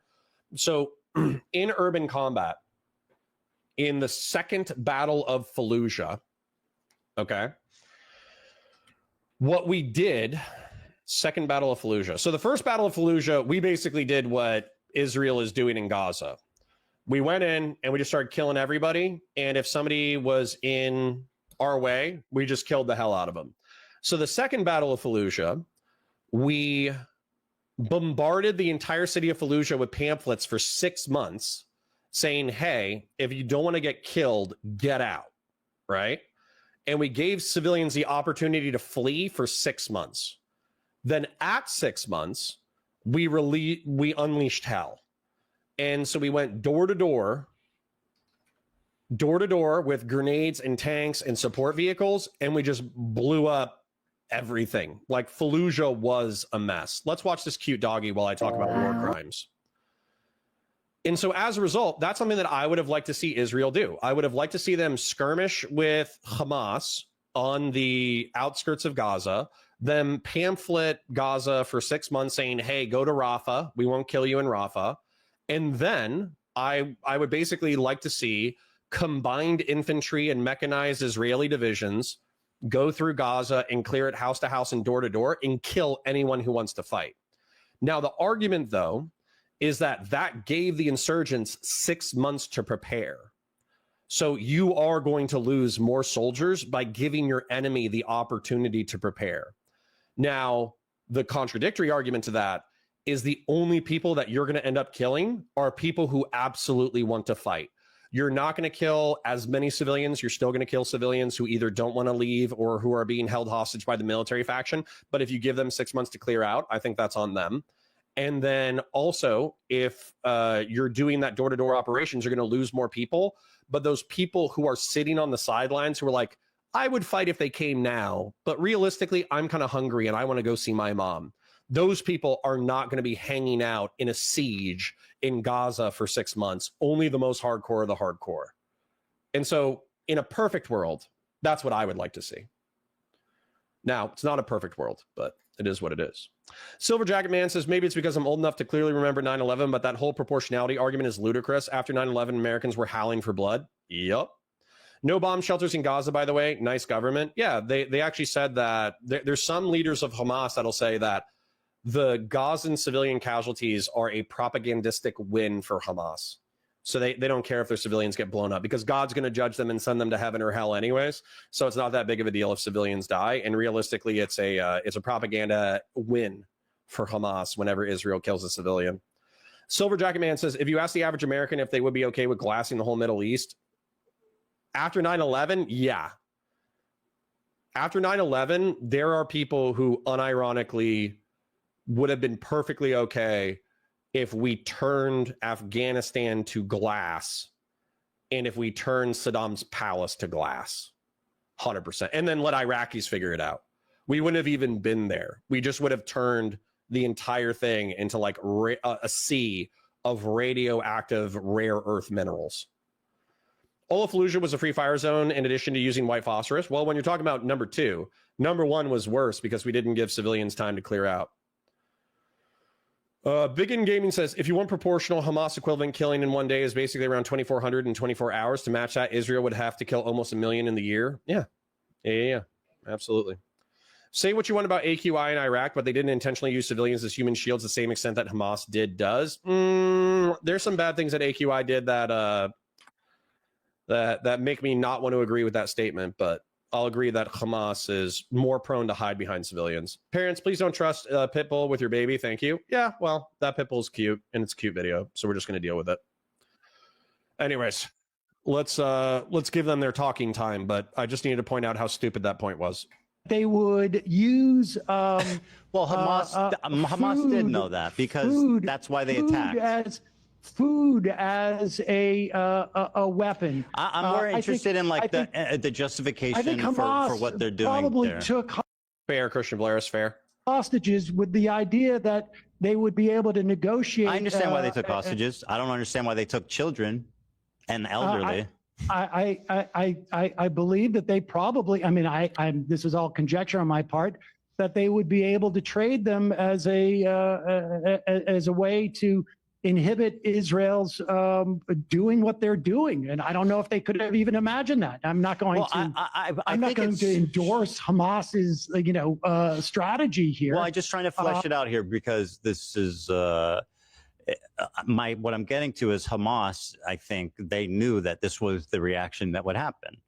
You know? I can't imagine that they assumed that there would be this level of destruction. I mean, that's why they hate Israel. I don't think they underestimate how violent the IDF can be. You know what I mean? That's why they attacked. I certainly underestimated that they would go this far, use I didn't think they go this far, but bomb hospitals and shoot EMTs and have. So I want to explain this as well, because I'm never going to excuse like intentionally bombing a hospital and then bringing it down on people's heads, okay? But we also need to understand the difference. So one of the hospitals that quote unquote got bombed was the same hospital where once IDF took it, they checked the CCTV and they found that hospital staff were helping to usher hostages into the tunnels underneath the hospital. So that's number one. Number two, if there's Hamas militants sitting in the parking lot and they get hit by a drone or they get hit by a bomb and the hospital itself is intact, that to me is not bombing the hospital, right? Bombing the hospital is putting a bunker buster or a JDAM through the roof and slaughtering the hundreds or thousands of people who are getting care in that hospital, and then, basically not caring and doing that, relatively speaking, intentionally. It's not hitting a dude in the parking lot and then some of the concrete cracks on the side of the hospital. That's not bombing a hospital, in my opinion. So it was not just a hospital, it was also a torture center and military outpost. I mean, I would have to look at the actual news stories to see what was going on. But yeah, I remember that there were news stories that came out after they took that hospital. They showed the CCTV footage of hospital staff working with Hamas militants in order to usher the civilians or the hostages through the hospital into the underground tunnel network. And then I remember the underground tunnel network having like power and ante rooms and water and all this kind of crap. So yeah. Rules of I need to let the engagement dog like out. this. I mean, I think Hamas is certainly up to criticism for their strategy here. If I think that's an what you're trying to- understatement. Well, I mean, if that's the Well, I mean, that's what they're a you're terrorist arguing. I think they organization probably that intentionally presume- antagonized like the IDF to come mass slaughter their civilians. I think that if they overestimated whether Israel cared about the hostages, without a doubt. I mean, I don't know that there would be anybody who would make a case. Yeah, I'm sorry for pausing so much, but we are getting through a substantive chunk of the content. I was notified by a Valor rep that we are going to have to wrap up by 3:30 because there's another show going on. However, we'll still get through a majority of this content. So people are not arguing; they're talking about like whether or not a hospital can be legally targeted, right? And the thing that happened in early OIF that I know a lot of early OIF vets got frustrated by was mosques being used as weapons caches. And so what was happening was insurgents were going in and out of mosques all the time in order to get guns and bombs in order to fight coalition forces. But then if they could escape, they would escape, and then they would go put the weapons and bombs back in the mosque. And so when the Americans came to the mosque, they were actually using it like a safe base in a game of tag. And so when the Americans came to the mosque, the local civilian population were in an uproar and effectively rioted because the United States military wanted to go in and clear out the munitions. And so they had to stop outside of the mosque. They had to wait for interpreters to come. They had to get the interpreters to tell the entire riot to buzz off. And then they had to force their way into the mosque in order to confiscate all the munitions. And so, the whole idea behind not bombing churches is not bombing civilians who are engaged in worship, because obviously that's not a good thing. It's not so bad guys and insurgents and guerrillas can hide their weapons inside a place of worship and then you just can't touch them. That's not the point. It's not a safe zone in a game of tag, but Iraqi militia were actually acting like that was the case, and the United States had to jump through some hoops in order to disabuse them of that notion. Using human shields is also illegal, so heinous that all responsibility for collateral damage is on the people. It goes back and forth. Once munitions or warfighters are stationed in said protected status location, said location loses its protected status. Allegedly, but especially in early OIF, because of the sensitivities of it, there were actually times that they didn't bomb the mosque or machine gun the mosque. They did get interpreters to break the riots and then go in. That this is what was their plan. have Israel respond in this way. That's absurd. Well, and the same is true of, like, I guess Israelis feel the same way. Like, it was totally unprecedented, you know, what happened. So maybe they didn't think that their mission would be as successful. Okay. KCJ from LI says, yes, literally the deaths of civilians that are legal culpability is always on the people using the human shields. No, Connor, I'm not kidding. Look up the law. Casey, I agree with you from a legalistic perspective, okay? However, something that my Air Force veteran friend told me was that they had a collateral damage calculus for drone strikes where if a man, like a terrorist, was surrounded by sufficiently less civilians that they could do a strike, they actually had a math sheet on how many civilians they were allowed to kill. And so as a result, what ended up happening a healthy chunk of the time is that the way that they would confirm this person was where they were wasn't just through drones, but also through like cell phones, communications, all that kind of stuff. Well, where do a lot of people use their cell phones? They use it when they're running around town, talking to friends, family, et cetera, et cetera. Where else do they use it? They use it at their homes. And so what would happen is you have a very narrow window where you can minimize civilian casualties, but oftentimes where you would minimize civilian casualties was when they were with their families, right? So they're playing with their kid in the front yard, talking on the phone about how they're going to do bad shit with the homies later, and then a hellfire blows up them playing with their kid, right? Now, regardless of whether or not you think that that is the least evil option available, I'll tell you, just, you know, talking to my Air Force friend, it messed him up psychologically. Like watching a rebel who thinks that he's doing the right thing by fighting the American empire, playing with his kid, and then he unknowingly gets him and his kid killed. It absolutely scorched this dude psychologically. As it was on the other hand. Oh, I have no doubt that they did not think that they would that they would have been able to overrun that. I mean, I think, you know, we were told that the technology of Israel's fence, et cetera, was you know, perfect and something we should emulate in this country. I mean, Trump was all talking about that. So I have no doubt that Hamas. So Christian Valera says the legal issue was using those tactics in countries we were not legally allowed to operate in, like Pakistan. But that's the thing, Christian Valera says, number one, I'm pretty sure the AUMF from 2001 gives Bush and gave the presidency the authorization to pursue jihadist terrorists wherever they were found. And also, I think that there was a legalistic argument with the state of Pakistan not being willing to go into Waziristan, which is like the mountainous western regions of Pakistan where all the insurgents were. And so since the Pakistani government, which was also corrupt, and let's face it, they liked some of those militias, they were friends with some of those militias, since they didn't want to go to war with those militias in the mountains, that's why we did the drone strikes. And I think the AUMF covered it. I could be wrong, though. I'd have to talk to like a JAG lawyer. overestimated. Overestimated. You know, or overestimated the IDF. Yeah, I got you. What they would be able to, what kind of destruction they would wreak. And they underestimated the violence that Israel would perpetrate on Gaza. I don't know that anyone could have imagined that Israel would have engaged in this level of destruction and immiseration and bombing churches and bombing hospitals and blowing up universities and destroying the infrastructure. I mean, it's almost beyond belief. So what? Hold up. Christians are about that turn the other cheek shit, right? Christians will let you slap them in the face, and then they'll turn the other cheek to let you slap. So 9/11 happens. We get a little crazy with it. We get a little bit Old Testament. We do some Old Testament stuff, and then, we feel bad afterwards, and we're like, hey, the New Testament is a thing. Maybe we need to chill out. Maybe we need to be friends. Maybe we need to be friendly with, Muslim folks, right? But what you're forgetting is that Jews are exclusively Old Testament.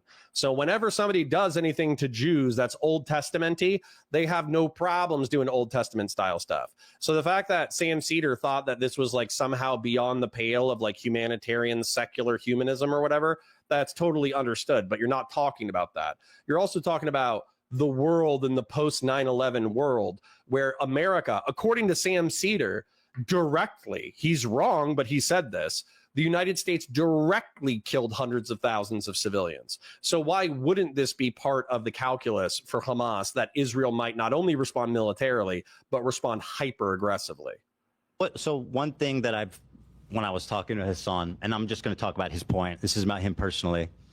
When I asked him, because this is obviously the $1 million question, right?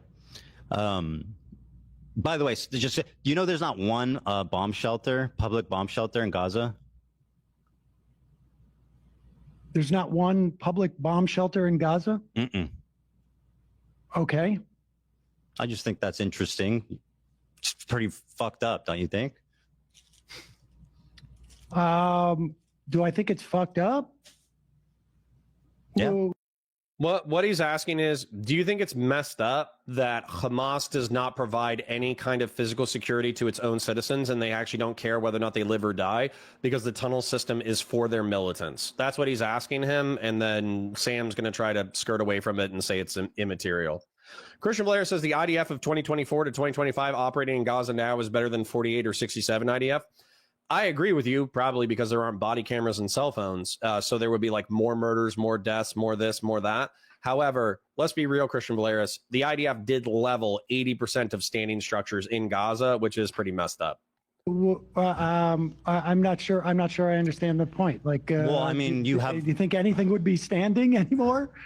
Well, bomb shelters are underground. I mean, they would definitely be a lot safer. I've seen what happened to tunnels under hospitals. Your statement is, so you say there were tunnels under. Contra FTN says, or is it messed up that you have to live with a bomb shelter nearby? I mean, I do think it's messed up, but, you know, as an example, Brianna Wu and Kyla are in Israel right now shooting a documentary, and both of them had to take shelter because they were getting bombed, and they had bomb shelters to run to because Israel allegedly cares about its civilian population. Hospitals. Israel built the ones under the first one that they went into. They built it when they were occupying Gaza. Are you and right? That's true of that one. But I mean, they have a vast tunnel network, obviously, as everybody knows. But I don't care. I don't want to get into the weeds on this. Yeah, what a crazy counterpoint, by the way. So he's bringing up like bomb shelters and tunnel systems, and then Sam's like, yeah, did you know that this one segment was actually built by Israel? And it's like, okay, isn't it estimated that they have like 400 miles of tunnels in Gaza? How many miles of tunnels do they have? How many miles of tunnels in Gaza?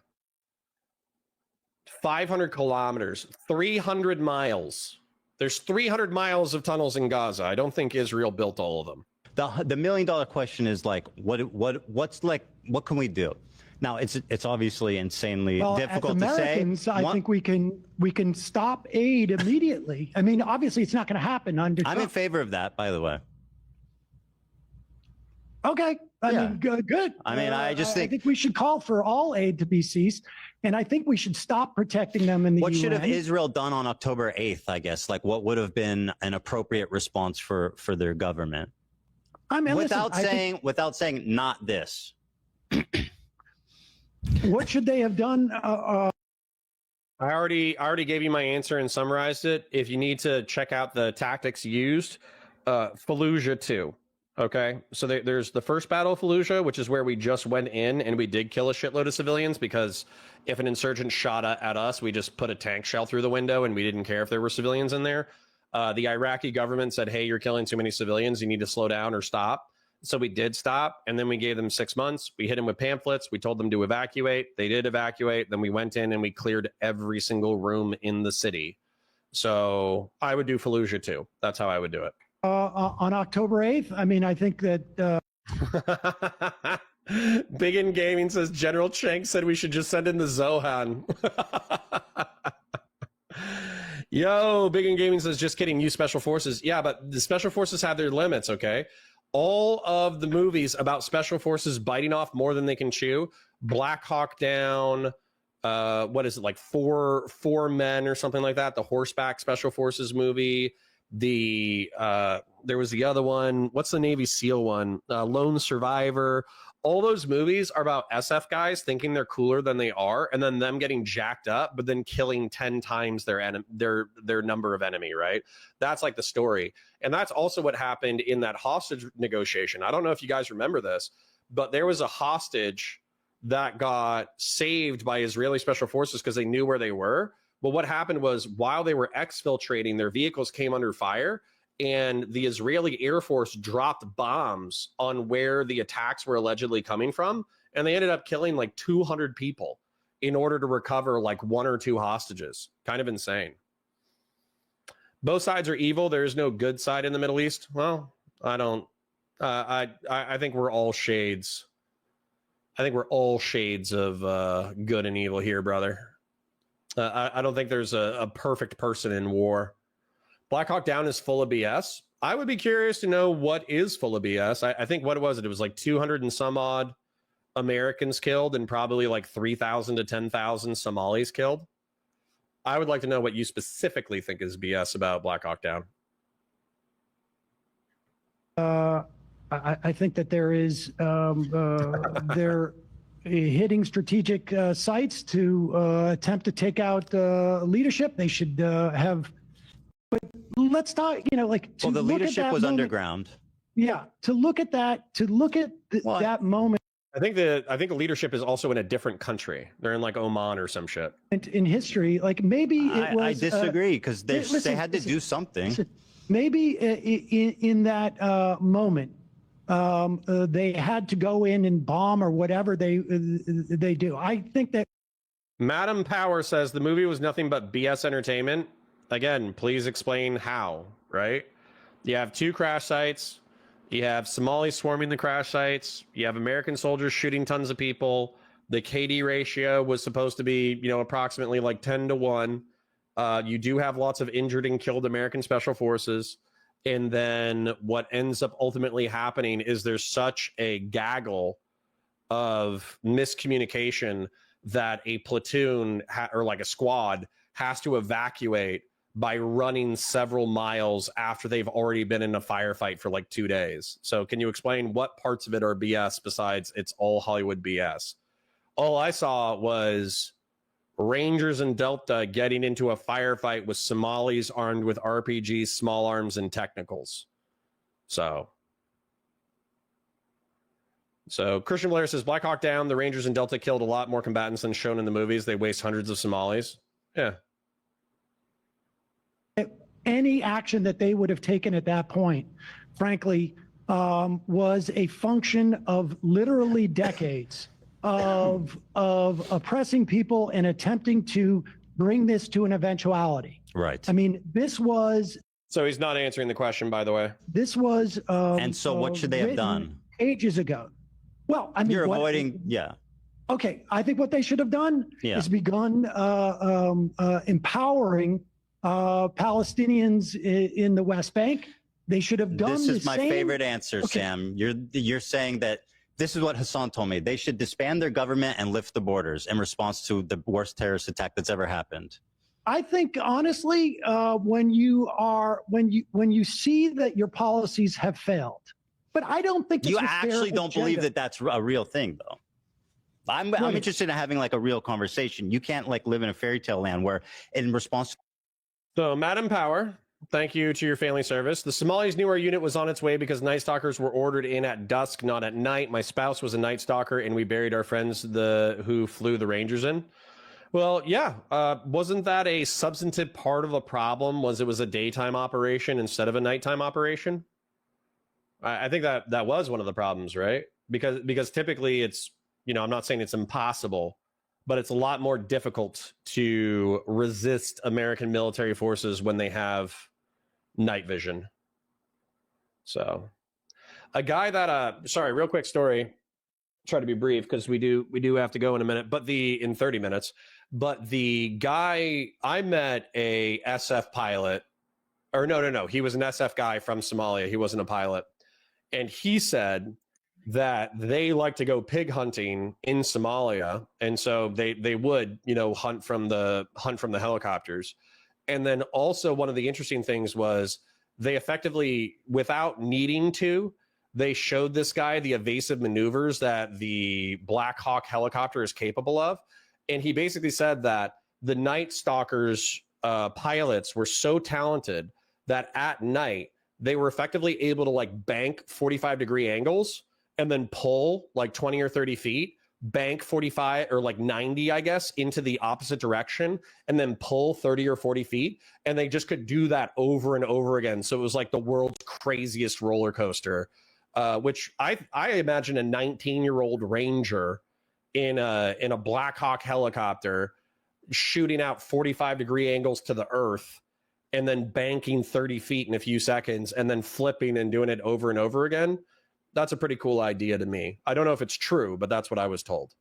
So the worst military or terrorist attack of all time, Israel, who's already, as you state, like genocidal and racist and all these terrible things, is going to lift their borders and disband their government. Wait a second. You're asking me what they should have done, and that's different. No, in a from realistic what I way, not in a expect them to fairy do. tale, Sam. Well, listen. So MB says, hey, Connor, I have a few ideas based on your combo with the Cono Boy on Tim Pool. Do you have an email? I can send you some ideas. You have the time to view it if you wish. Sure. I'm going to type it into chat. It's Counterpoints Connor, spelled with CONOR at gmail.com. If you want to copy it from the chat, go ahead so.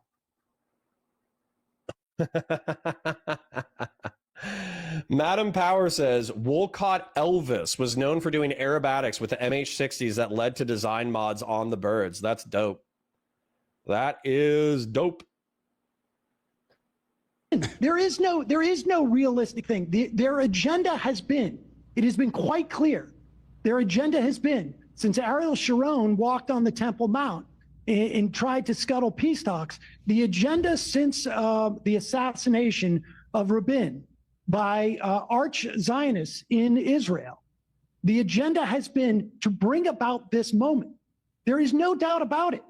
The annihilation of the Palestinian people has been an agenda in Israel for far too long. So from the perspective, it's anything I say is fantastical relative to what they would actually do. Anything. There's nothing they could have done that because of the situation, anything they would have done would have been. There was no plan that on this day they were going to do this. But if you go back 10 or 15 years ago and look into Bibi Netanyahu's brain, the idea that this is ultimately going to happen was definitely the agenda. What, in terms of like Find attacking Gaza or inciting an attack? I would imagine both, frankly. But to find a way to eliminate the Palestinians, this has been the agenda of So just to clarify what he's saying, because I don't know the validity of it. I think it's pretty cold-hearted, but I guess it's entirely possible.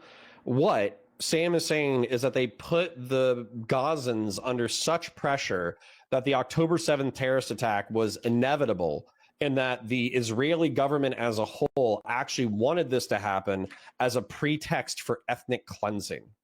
So I would need to see some evidence for this. It can logically follow, but there's plenty of things that are logical, like George Bush wanted revenge on Saddam Hussein for trying to kill his dad, that there's infinitely more complex geopolitical explanations for what's going on besides like vendetta or vengeance. So I find I'm skeptical of the claim that Israel wanted 1,300 of their people slaughtered so they would have a casus belli to invade Gaza. I would need to see more evidence than just saying Sam Seder of the Majority Report says so. Of at one time what I think was a smaller segment of the Israeli body politic, and I think has increasingly become an even larger portion of the Israeli politic. So I mean, anything I say in terms of should is fantastical. Anything. So yeah, okay. I mean, so this is like I understand where you're coming from, right? Like there was an opportunity. Big in Gaming says that this is contradicted by an internal Israeli report that says they expected at most a few hundred people, like 70 people, he's saying. A few dozen people, I guess, is the best way to say that, to get across and then maybe do like a limited terrorist attack. They were not expecting this because they were so focused on developments in the West Bank. I don't know if that's true. That's just being said, and it makes sense. Maybe they did, but ultimately Hamas got handed their golden ticket. The IDF doesn't have mind control devices. Probably. They thought Hamas was being good, which is what Sinwar wanted to allow them to pull on the sneak attack. Interesting. Cucking for Israel when you have no connection is wild. Everyone has to take a side. Fuck them both. Okay. Don Dota, I'm not going to compel you to care about these countries. But if you want to watch the content, then just don't be rude and we'll be okay. For a ceasefire that was called in November, in December, they could have held a ceasefire at any point, and the amount of killing would have been far less. They could have done that. They could have ended it after a week. I mean, Hamas could have ended the war anytime too. How could have Hamas ended the war? By leaving, by releasing the hostages? No, listen, Israel has said time and time again that the release of the hostages is not going to end their assault on Gaza. They have said this over I don't believe and that's over and over. I haven't seen those statements. I've seen the opposite. I believe that You really haven't seen those statements? No, I haven't. I'll review them. I mean, it depends when it depends when they were made too, right? Like, is it what's it in response to? At any time they could have done that. Well, what has Hamas done to end the war? Hamas offered what have they done to end the war? Early dawn to say Hamas offered all the hostages in agreement in response to Israel not coming into Gaza. I mean, there's just to defend. So hold on. I want you to think about how crazy that is. So Mexico goes across the border into the United States, slaughters 1,200 people, kidnaps another 300, retreats back into Mexico. And then when the United States military is prepping to invade Mexico, they say, hey, we'll give you the 300 hostages back as long as you don't come into Mexico. Why would that ever be considered by Israel? Like, you would need unconditional surrender and all of the people who participated in the attack to be handed over on a silver platter. You would effectively need, like, I don't know, I guess it's few hundred, few thousand, right? You would need like a few thousand Hamas militants handed over to the Israeli government for incarceration or the death penalty. This is, you know, I do think that I and Ethan, or Ethan and I, we might be too naive. We might think that the Israeli government isn't as manipulative as it is. However, I think Sam is woefully naive about a government accepting that. That's crazy. Okay. Don Dota. I like how, dude, you're going to get banned just because you're annoying. I like how Israel expanding its borders for the last 60 years is never a subject. Just ignore the original agreement. All right, we're going to do a geopolitical analysis because Don Dota has prompted us to. So 60 years. Let's see. Calculator. It's 2025. Let's get an exact year for this. 2025 minus 60. So that's 1965. Wars of Israel timeline. So you got the establishment of 48. I think you got 67 borders. That's the one that they always argue about, right? The 1967 borders. 48, 29, 39, 48, 50, 64. Okay, so 67. What did we say? 65. So I'll go ahead and start from the PLO is founded. All right, so the PLO is founded in 64. The 6-Day War, West Bank, East Jerusalem, the Gaza Strip, the Sinai Peninsula, and the Golan Heights.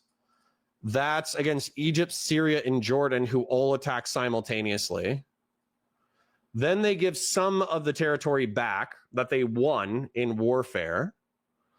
Then you have the 1973 Yom Kippur War, where Egypt and Syria launched a surprise attack during Yom Kippur. They also get their asses kicked. Then Egypt normalizes relations.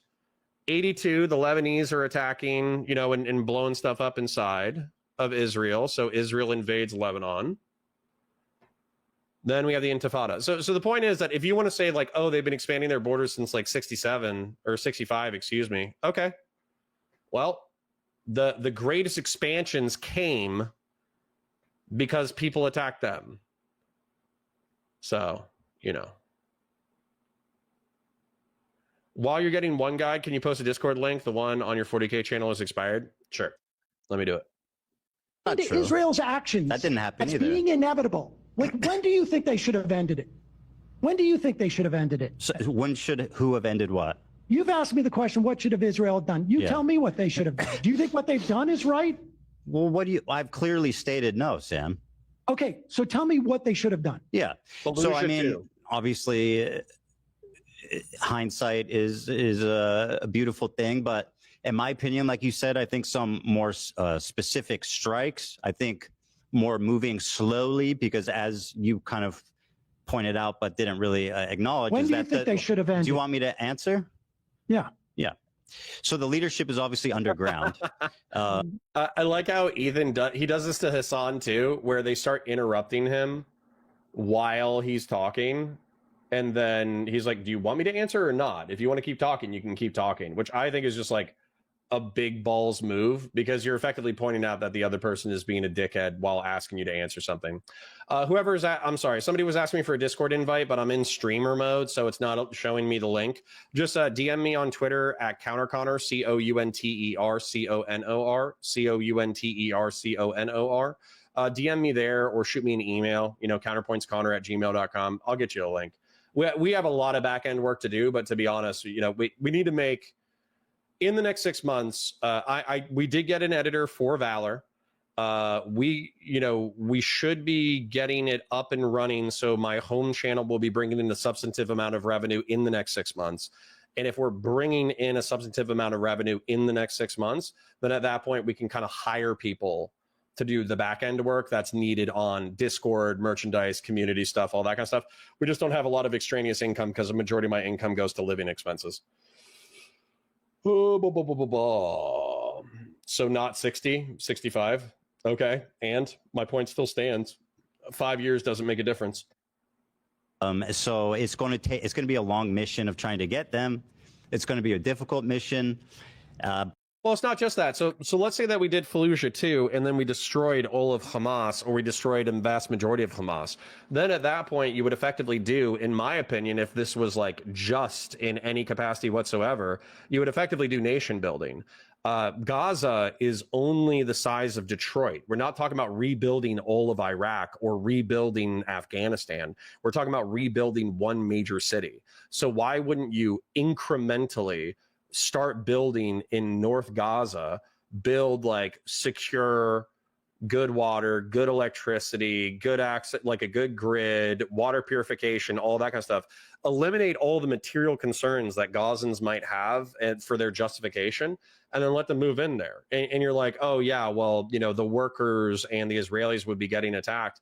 Yeah, but if you eliminated all their material complaints about living in Gaza, then I think that would be a sufficient argument that you could turn around and say, hey, we actually are the good guys.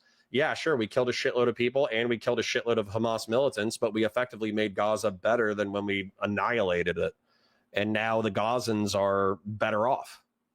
But I think militarily, they probably have some obligation to their citizenry, at the very least, to like take out but we're ignoring the fact that missiles are being shot into Israel nonstop. And I know you're going to say, Iron Dome stops most of them, which is true. But at the same time, I mean, a country needs to respond to that. They can't just allow missiles to be shot in. Tell me the non-fantastical version of what they should have done. Should have been 2 weeks, 3 weeks? How many Hamas leaders, how many members of Hamas should they have killed before they leave? Because we know all of them.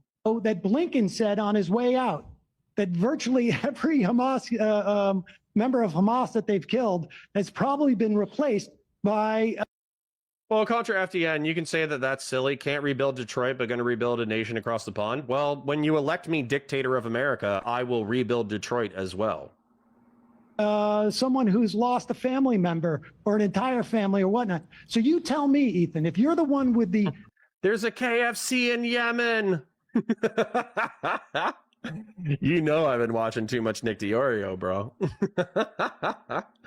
Gaza just needs some McDonald's and KFCs, bro. You're not wrong. The Kuwaitis are very happy. They're very obese and they're very happy because they have a KFC and a McDonald's and a Pizza Hut and all that stuff.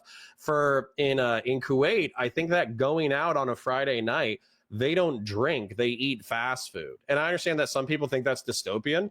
I think it's kind of wholesome. I think it's kind of wholesome that instead of like going out and getting wasted and trying to have promiscuous sex and all that kind of stuff, in Kuwait, you get dressed up in your finest, it's hot as hell outside garb. the wife gets dressed up in her, hijab, and you guys go out on town, you go to the local mall, and then you eat some Mickey D's or some Pizza Hut at the local mall. I think that's actually dope. I think that's cool as hell. So I get it. They're getting fat. They're dying from heart disease, all that kind of stuff. But realistically, like your ancestor 100,000 years ago, if he was like, hey, great grandpa, your options are you get mauled to death by a saber-toothed tiger, you die pooping yourself to death after you ate a bad mushroom, or you die because you ate too much fast food. I'm pretty sure your great grandpa from 100,000 years ago is obviously going to take dying from too much food. Obviously. Sensical perspective on this, and mine is fantastical. What should they have done that would have been appropriate in your mind? Yeah. So besides like special operations and stuff, I think it would have been a good idea to, I think there's a space where they could like try to find peace partners in Gaza before just destroying the whole thing. Like obviously they approached it completely wrong, right? But there are ways I think that could have happened that are realistic, like trying to forge some kind of peace partner, some kind of alliance, some kind of international All those coalition. people were marching. They were marching. They were marching in the Great March of Return, week after week after week. Sam, was there Hamas activity at the Great March? Sinwar was marching. Sinwar was marching with them. Were people attacking the border wall? During the Great March of Return, the first dozens of these things before the snipers? No, they weren't.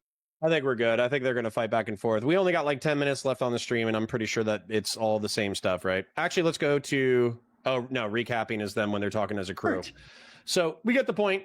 Sam is a shill. It's not anything personal. He feels very passionately about what he feels about. So I'm not going to dog him, right?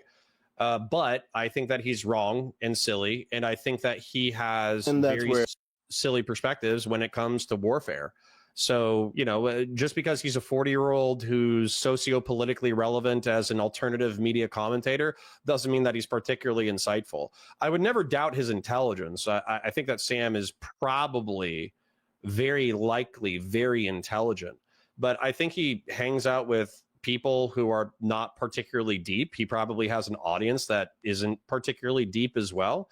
And so as a result, I think he's, saying things that aren't very deep and aren't very insightful.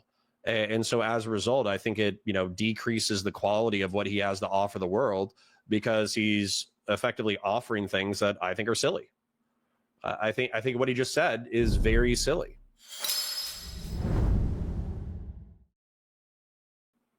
I parasocially love you. Shill. Please remember to like the stream, chat in chat, leave comments, and do super chats if you have a whole, money burning a hole in your pocket. I understand that for the wages, you are probably broke because the economy sucks. And I understand for the rich people, your 401k is probably taking a hit. But if you have money burning a hole in your pocket, super chats are never required, but are always appreciated.